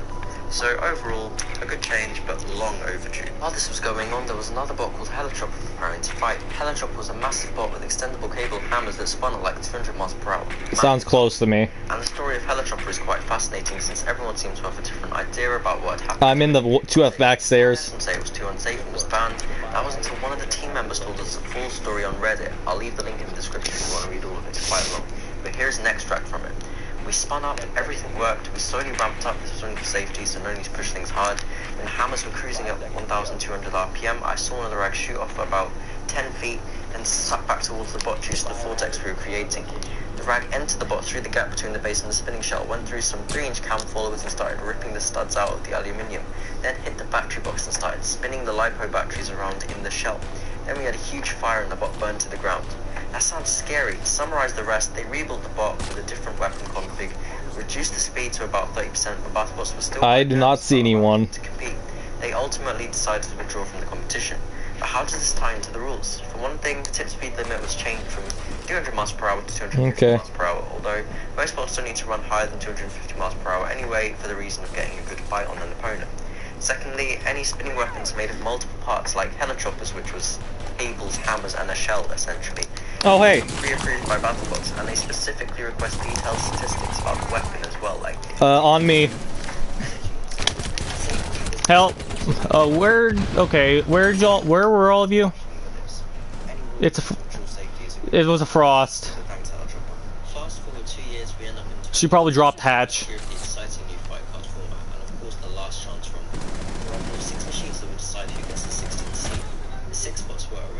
Nice. So it was chaos for the first minute or so. Bombshell got some good attacks from the spinner and eliminated the red devil. In the meantime, they basically flooded the arena with some excellent attacks from Bark and the bigger guys in the arena has it. Nice. 5 seconds, Bombshell came back to life. They didn't even do anything. Hey. That passive armor reduces aggression from 2016. Yeah, Duck lost the fight despite doing all the work. Its attacks were mostly rounds and lifts, so yeah, under the rules it did lose out on points. Rumbles are strange and the bots don't get counted out individually, so Bombshell, despite being mostly immobile, was allowed to be considered for the decision. As far as I can tell, that rule hasn't yet been changed.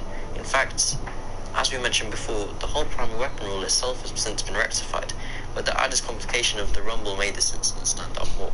Duck and Bombshell did settle the dispute with a rematch in 2019, which Duck won, so justice was eventually served. In 2019, we saw the debut of 6 biggest wrestlers we had ever seen run against. It was mayhem, often taking a cell tower with his opponents. It's fine with Nelly Yellybot, okay, knocked out to his opponent. A huge gash in the floor. This resulted in the introduction of global killing as the rule section, which limits the weight of individuals with bars, discs, and drums, and meters, limits to 80 pounds, and spinning shells and cages to 120 pounds. Previously, the only kind of limit on spinners like that was if they had to come to a standstill. Locate the biohazard container. But the BattleBox isn't invincible, and a limit like this prevents expensive, and more importantly, dangerous damage to the arena. Furthermore, you know those 500 from strolling into the arena with a shell weighing on the back. That's hilarious to them. So, just in case Team Waiachi were getting any ideas for a 500 Yeah, that doesn't sound like near front. That doesn't sound like it's on the 4th floor. Yep. My thought was correct. Oh, hey, mute.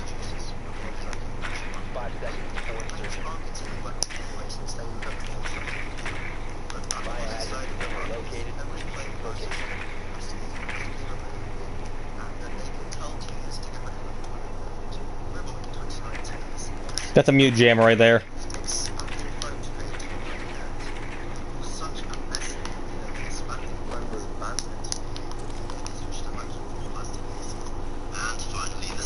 I think it might be.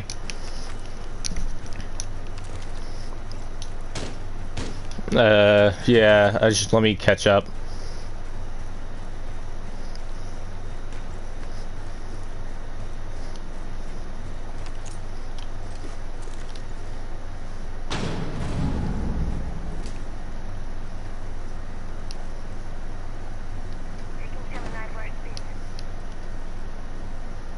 Okay.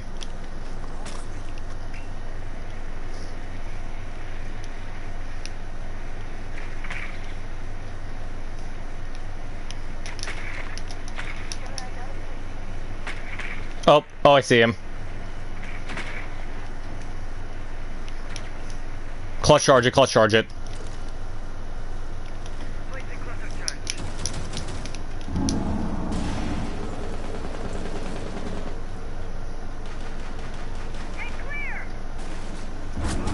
Are you serious?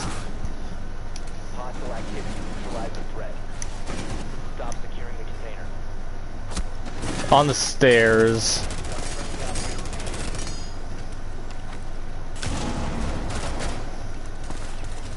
Securing the room.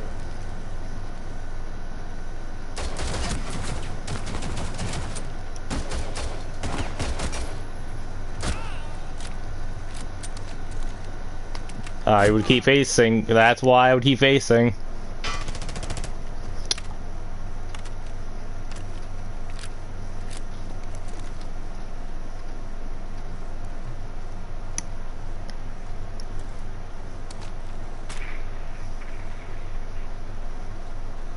Just use your freaking ability. Just shoot a freaking breach in there.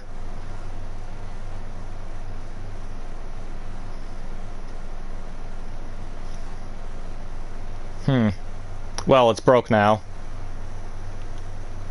Resume securing the container once the threat. Come on. No! She was doing so freaking well.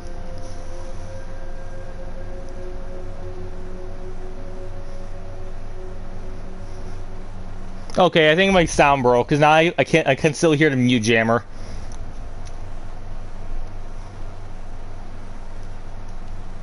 Yeah, I can hear the mute jammer still. We're this close.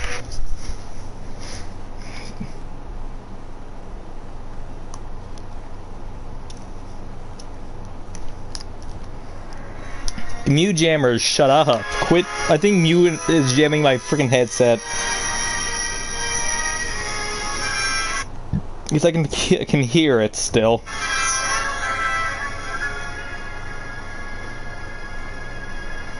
Wait, can you hear it too? Good morning, Mr. Parker. My name is Lucas. The first movie I ever saw in the cinema. Oh my god. Why? I'm not gonna be able to hear anything. And I went to see it with my brother, and we were going to see it with me. Me, and I'm trying to not have a stroke because my freaking... Find the biohazard container location. I can hear the mute jammer still.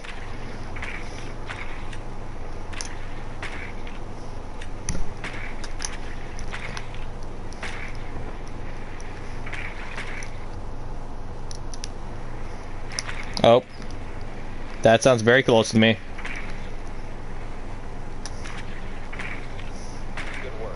Are you kidding me? Are you kidding me? That's stupid. I thought that wasn't even the thing. Mute, please. Let me fix my sound. Fix my sound, mute, please. Yes. Oh my gosh. Freedom. Proceed to the biohazard container and secure it.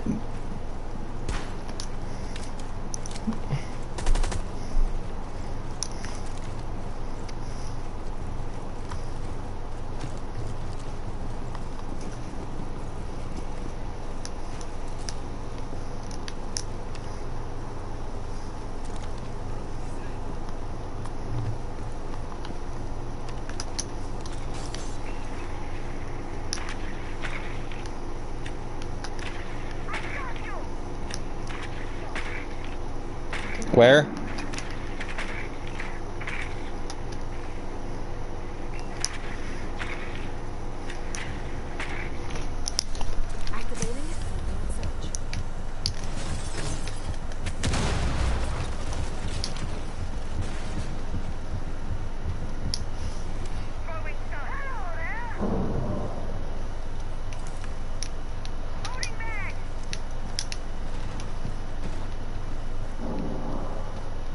Hatch here.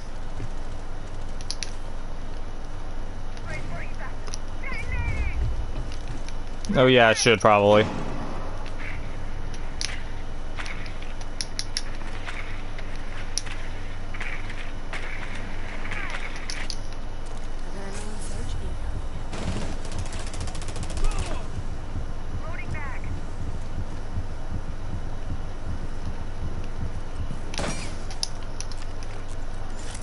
Hostile activity. Neutralize the threat. 1 op 4 remaining. Hey. 4 eliminated. Friendly mission successful.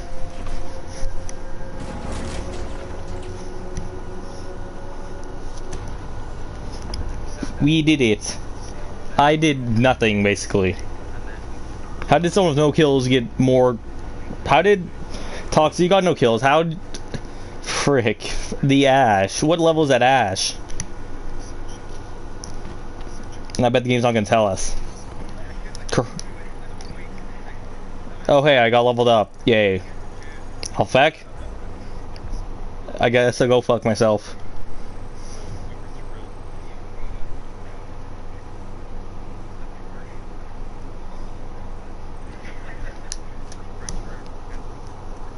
Somebody who was complementary to Alec Guinness, but not just sort of copy it, but create an addition to that character. Where are you going, Master? For a drink, because he is younger, he's in a completely different place, and he's a very active Jedi, so I needed somebody very physical. So I chose a fantastic actor. And pick up the mannerisms and the essence of the Alec Guinness performance. So this was like a dream come true. Oh, interesting. Final, circle of this is really life come to grips with playing this great part. It's great, isn't it? God, I used to fantasize about doing this as a kid. Oh, we're defending. Favela. We're in Brazil. No, I don't want to be in Brazil. He cropped up now and again as a shadowy blue guy. I don't want to be in Brazil.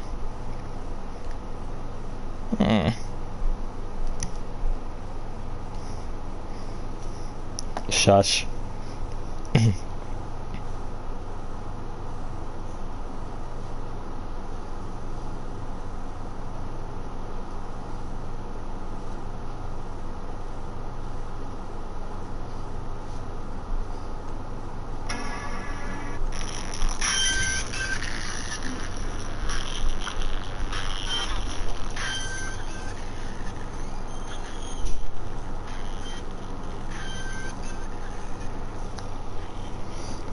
No, hey, we have an elite person, it seems.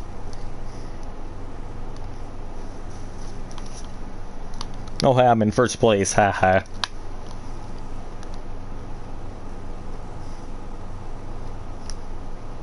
Maybe. I just said he would have an elite because elite skin.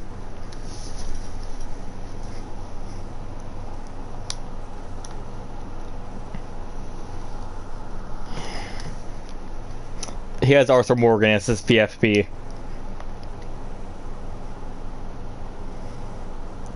The main character of Red Dead Redemption 2. That's his PFP.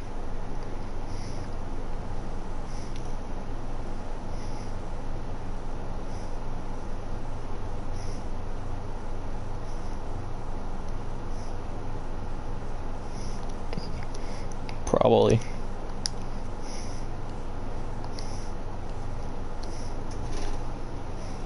Pharmacy. Seb Jim.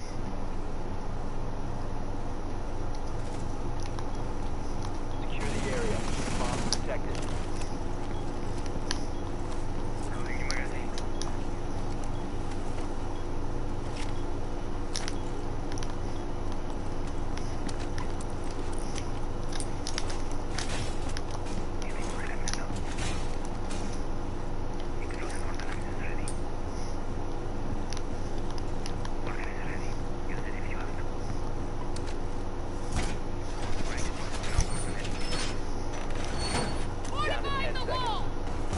Don't forget to grab the armor. Op 4 has located a bomb. Be ready for assault. 5 seconds left. Op 4 has located a bomb. Be ready for hostile action.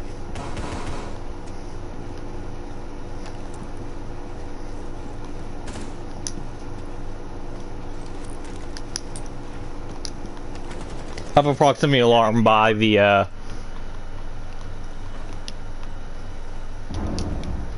this proximity alarm by the one of the Vulcan shields.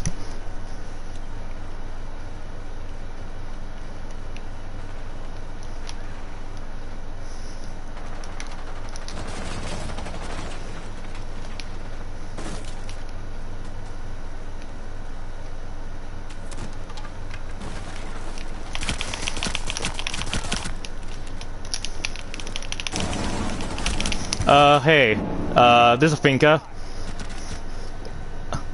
There was an action defused, but then they died. I consider that worth. Yeah, they're upstairs.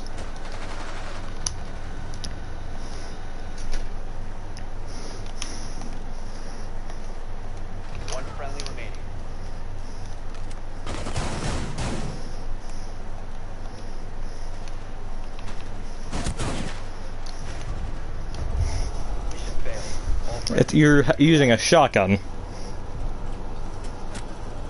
But seriously, I hated how I'm not sure how to react to the fact that I was able to kill 2 of them. Like, Ash just walked around the corner and was looking to, if only Ash had checked their corners. Like, I honestly thought I was just gonna die and not get anything. Nope, I was able to get 2 of them. That's right, so we can then use your ability to revive them.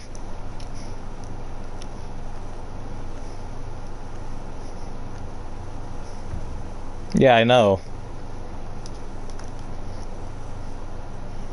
I literally wrecked them. I was actually using my pistol when I downed them. I was using my pistol.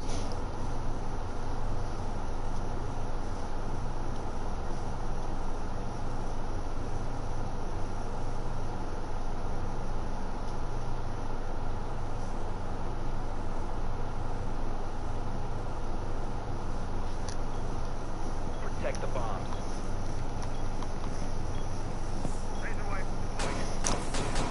They didn't really put us in the same place. Op 4 has located a bomb. Plan your defenses accordingly.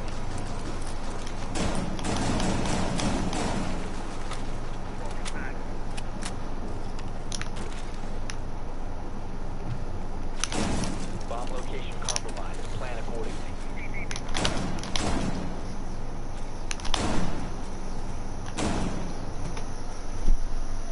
Seconds left. 5 seconds left. Bomb located by Op 4.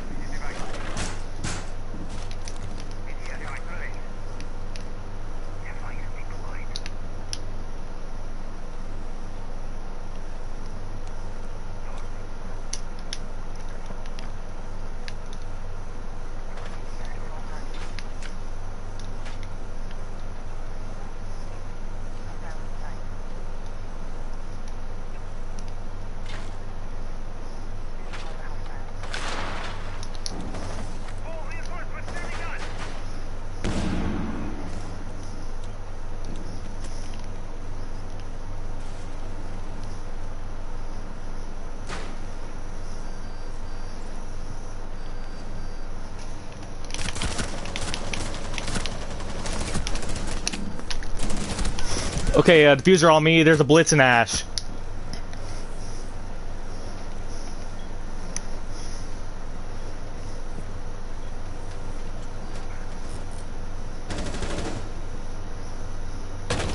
You have grenades. Use them.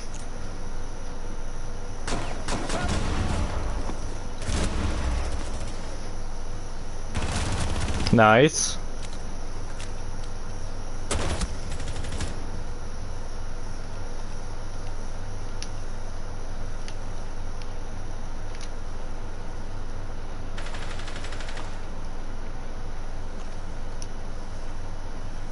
They're going to grab. They're trying to grab. They're trying to go for diffuser.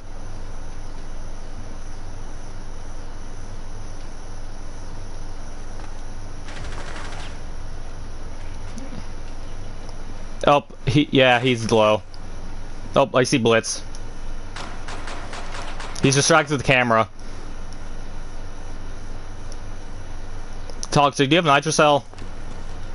No, you don't. Oh, he's coming down, he's coming down, he's coming down. Nice.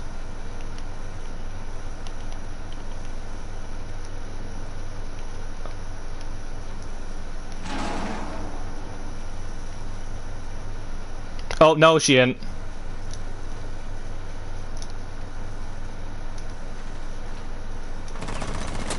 Are you serious? Thank you. I was gonna say, do not lose. I literally stopped her from flanking. Also, I love how they went the same way again, and they didn't expect me to wait for them there that time. Like, you saw me, right? I was just sitting in another room.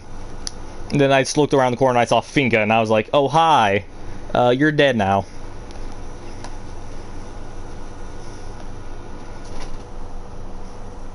Yeah, hello, I exist to tell you, for you to check corners. You did not check your corners, so you die. Like, as the words of the cloaker.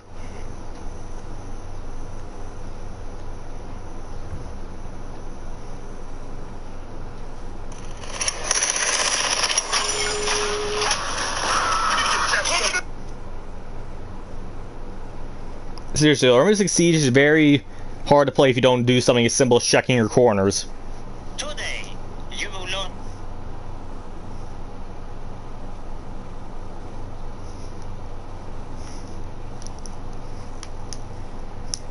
Use your drone to locate a bomb. Alright, my drone can't jump. Be advised your drone has located a bomb.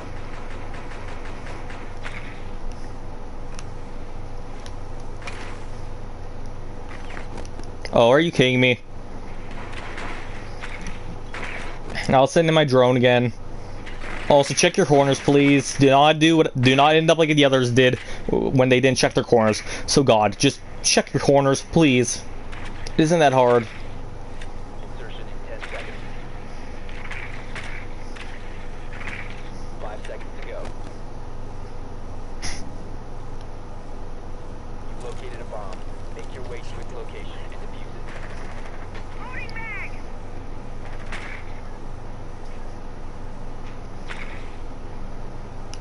Oh, hey, it's Cav.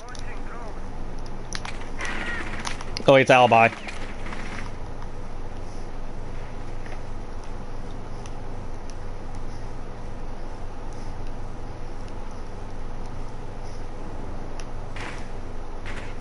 Yeah, Alibi is trying to go and hide where I was hiding. Oh, she moved. But she's in that room. Just clutch charge it, okay?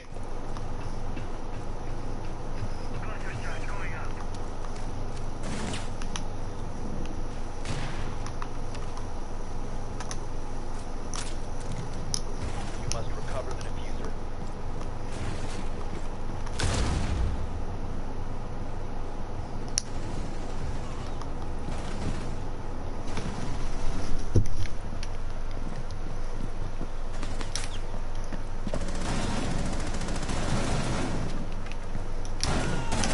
Last operator standing.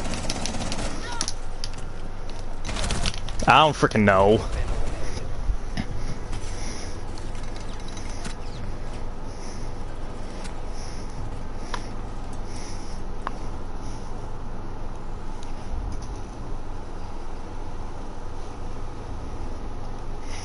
Indeed.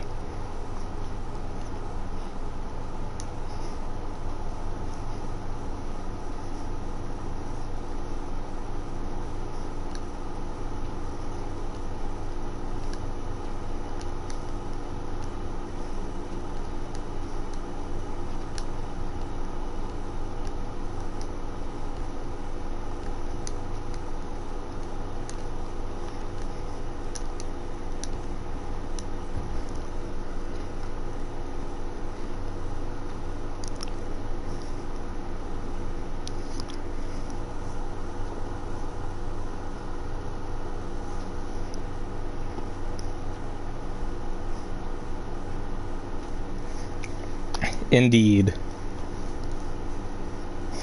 Literally the three most annoying. If only someone went Blackbeard. Use your drone to locate a bomb.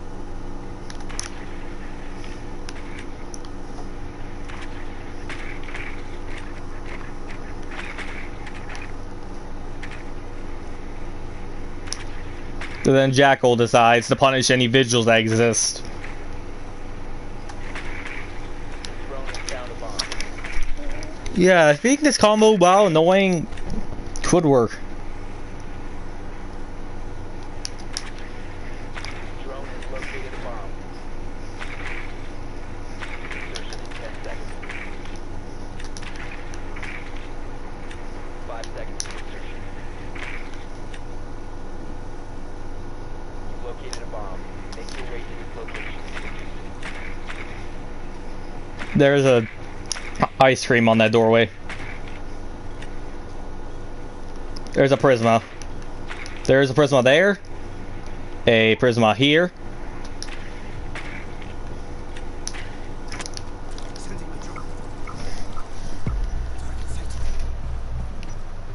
Uh-oh. Oh, crap. Oops. Help. Help. My legs.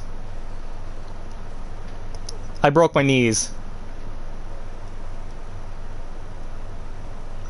I broke my knees. Thank you. I broke my knees.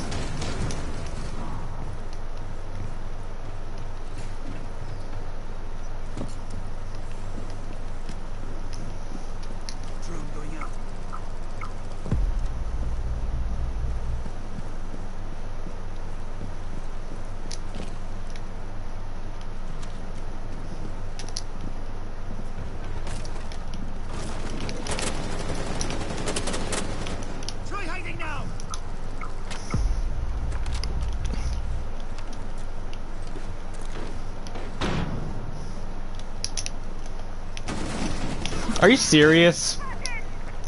He was looking at my flashbang and it doesn't blind him. The diffuser is no longer in your possession.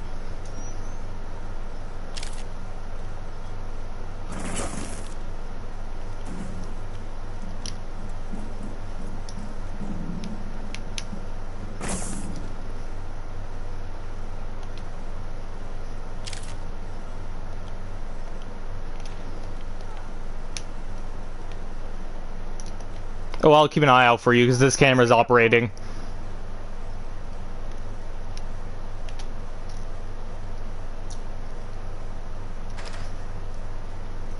I saw.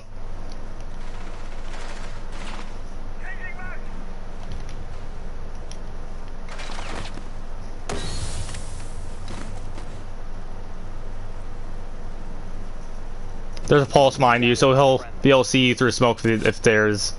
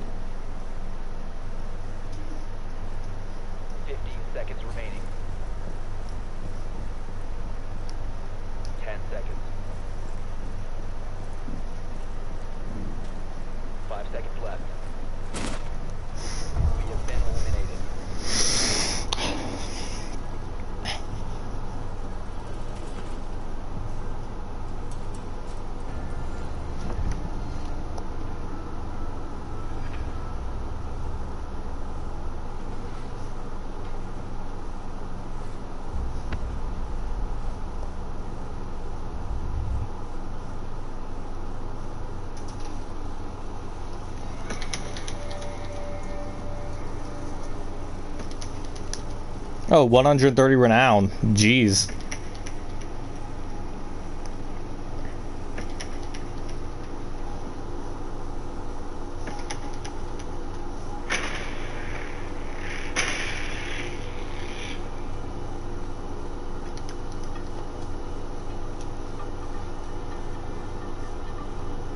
Oh no.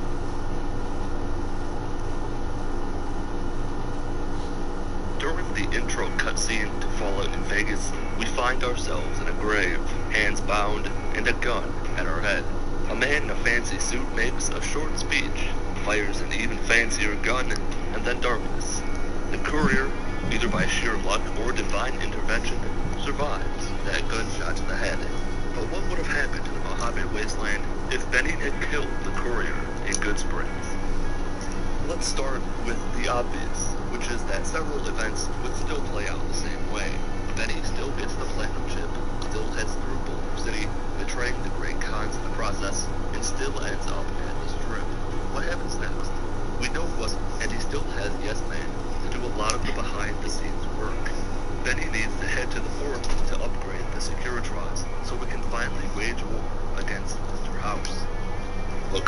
6, he is not. The courier was invited to the fort to meet Caesar. Benny wasn't. He'll have to use a stealth boy to sneak in, and we know from a quest in New Vegas that his attempt was not successful. Benny is captured by the Legion and killed in one way or another. The Legion now has the plan of the trip, with no idea what the hell it is, because Mr. House has no way to get the I got Blitz. If he even knows it's with the Legion in the first place, he could never upgrade his Securotron army. He's still an important figure on the strip, but he is no longer a key player in the battle for the Mojave. That leaves us with the NCR and Caesar's Legion, since the smaller factions like the Brotherhood of Steel, Boomers, and Enclave Remnants are never convinced to join forces with one of the larger factions. A few important people are going to die next. With no knowledge of an assassination plot against President Kimball, the NCR president is taken out by the Legion. Shortly before or after that, Caesar dies because there is no courier to save him. Legate Lanius takes command. He's certainly a brilliant tactician, but he's no Caesar. A primary Legion belief was that Caesar was sent by Mars, the Roman god of war, to save humanity. Legate Lanius wasn't. The second battle of Hoover Dam has arrived. Both forces are suffering somewhat on a moral level after the deaths of their leaders. But as the saying goes, the war must go on. The NCR wins the day. Why? They have the numbers, tactics, firepower, and technology. The Legion are no pushovers, but because of the nature of their beliefs being based off of Roman ideologies, they're not really prepared to take on the might of a full-on army, especially with Caesar not being at the helm. As Shoddy Cast explained in a great video that I'll have linked in the description, with the death of Caesar, all the NCR has to do to win the Mojave is wait. The NCR and the Legion, that's big picture stuff. What happens at Goodsprings or to the think tanks at Big Empty? The small scale shit. Well, me, I'm glad you asked. The courier isn't able to put together a militia in Goodsprings, so the powder gangers raid the town, take it over, and kill everyone. The Boomers remain isolated and fearful of outsiders. The Brotherhood of Steel don't have someone on the outside helping them, so they also stay on lockdown for the foreseeable future. During the second What the heck? Damn, Legion attacks camp. He shot through my shield. That's why I hate this game. The shields do nothing. Freaking bullcrap. Make their way to the base. He shot through my shield. I hate this game at times because of that. With the great journey coming to a standstill. Because for some reason they just shoot through the shield. Wasteland, wandering to whatever settlement will have them. Or the Night King in the basement grow bold and wind up wiping out the Bright Brotherhood for good. Tabitha continues to broadcast atop Black Mountain, growing sadder and sadder without Rhonda's company. The NCR soldiers at Boulder City aren't able to reason with the Great Khan, which results in a short and decisive conflict between the two groups. The Khans die, as do the hostages. The misfits at Camp Gulf never get their shit together, so when the Legion attack during the second battle of Hoover Dam, most of the NCR stationed there will fall. Outside of the Mojave, at the Sierra Madre Casino, Father Elijah's planned heist never goes into action. He never makes his way to the casino's vault. Dean Domino, Christine Royce, and God and Dog remain trapped in the villa forever. In the Big Empty, the think tanks continue on as they were before the courier arrived, occasionally abducting wastelanders, conducting experiments, waging a somewhat trivial war against Dr. Mobius, and live in isolation, out of fear of what might happen if they disable their sonic fence. In Zion Canyon, the battle between the White Legs, Dead Horses, and Sorrow's tribes reaches a boiling point. With no courier to save them, the Dead Horses and Sorrows prove to be no match for the White Legs, who use high-end weapons like brush guns and 12.7mm submachine guns. Joshua Graham also falls in the process, and the legend of the Burned Man goes out, with many not even knowing it burned on in the first place. Lastly, Ulysses waits patiently at the end of a lonesome road where a courier will never return to the Divide. If he one day learns of the Courier 6's demise, it seems likely that he would attempt to re-establish a settlement in the Divide.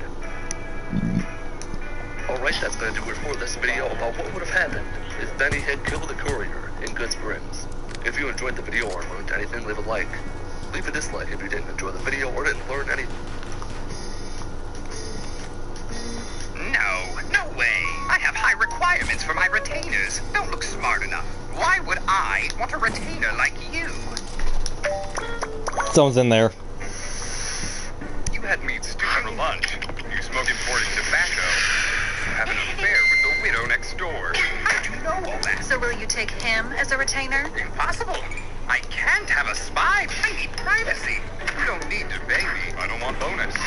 Guess he must have buggered off when he realized that I would call out. What? In that Wait. case, Oh. you are my retainer now. He's in the corner.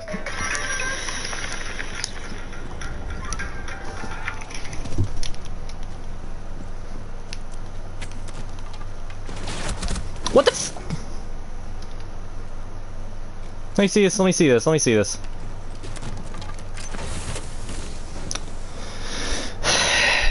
I now remember why I hate Siege. It's bullcrap. Thanks to Metal Canyon for letting me use his gameplay of Fallout 2. You can check out his channel through the link in the video description. At the end of my video about the Lone Wanderer versus the Courier versus the Sole Survivor, I said that the Chosen from Fallout 2 would Really? with all of them. In this video, That blitz is horrible. explain why the Chosen One is a god among men. To understand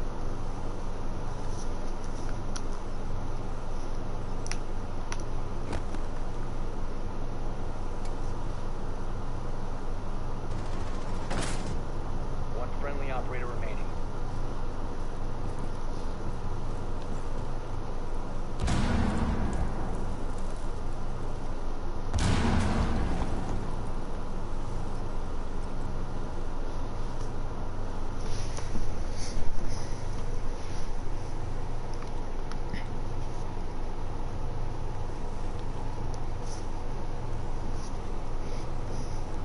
the strength of the Chosen One, we must first look at where he came from.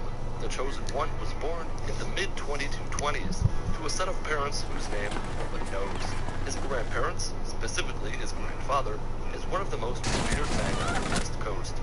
A New California Republic legend, the Chosen One's grandfather is none other than the Vault Dweller himself. After his exile from Vault 13, the Vault Dweller established Arroyo in 2167. After taking a wife and teaching his fellow tribe members what he could, he left to explore the wasteland. In 2209, he helped a Brotherhood of Steel initiate defeat Addis's army in the Secret Vault. What happened after that is a mystery. My point is, it is in the Chosen One's very DNA to be a leader. He was always destined for greatness. From the time he could talk, he was trained to be Arroyo's next elder, to take the reins from his mother, the long-reigning elder of Arroyo and the daughter of the Vault Dweller. Not only would he be their leader, he would be their champion as well. The Chosen One was groomed to be the pinnacle of what Arroyo had to offer. However, as the Chosen One thrived in his position, Arroyo did not. Their community was falling apart. The only man who could save them was the Chosen One, and, much like his grandfather, he left behind everything he knew to save his people, because there was nobody else who could. I'm not going to give a mission-by-mission review of everything the Chosen One did in Fallout 2. His feats are many, so we'll just be focusing on the big ones, and they don't get much bigger than Frank Horrigan. Who is Frank Horrigan? He is quite possibly the strongest and toughest human-esque being to ever exist in the Fallout timeline. Super mutants by themselves are already tough as nails, and a specialized suit of power armor for anyone with combat training makes them an angel of death on the battlefield. Now imagine a 12-foot-tall super mutant genetically altered by the Enclave that was grafted into a custom-made suit of power armor and equipped with cybernetic upgrades like bionic eyes to improve his vision and mechanized arms to give him even more strength. Frank Horrigan is more like a walking nuclear warhead than a mortal man. He once ripped a Deathclaw in half with his bare hands. He ripped a Deathclaw in half with his bare hands. Horrigan is also one of only 3 Fallout antagonists to have a 10 in every special stat. Just listen to him talk and try to tell me you wouldn't be shitting your pants if you heard this. You've gotten a lot farther than you should have, but then you haven't met Frank Horrigan either. He rides over, Muty. Time to die. Who could possibly stop a creature like Frank Horrigan? The Chosen One, that's who. Frank Horrigan is, to quote Bronn from Game of Thrones, freakish big and freakish strong, and quicker than you'd expect for a man of that size. But still, the Chosen One is able to take him down. It is not at all an easy fight. It's one of the toughest combat sequences in any Fallout game, regardless of what difficulty you're on. Defeating Frank Horrigan in and of itself is a hell of a feat. Enough so that he'd be talked about as a man of legend years after he dies. But there's more. When the Chosen One boarded the Enclave oil rig, killing Frank Horrigan wasn't even his primary goal. It was to stop the Enclave. I'm not going to go too in-depth here, because this video is about the Chosen One, not necessarily Fallout 2 as a whole. Think of it this way. There's the Brotherhood of Steel, right? The main chapter of the Cavalry.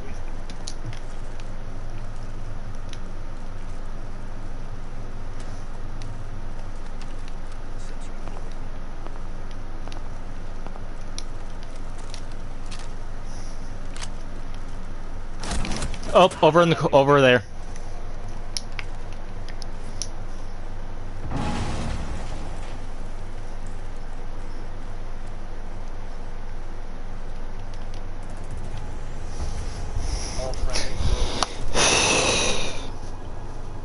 I'm gonna take a break. I'll see you guys later.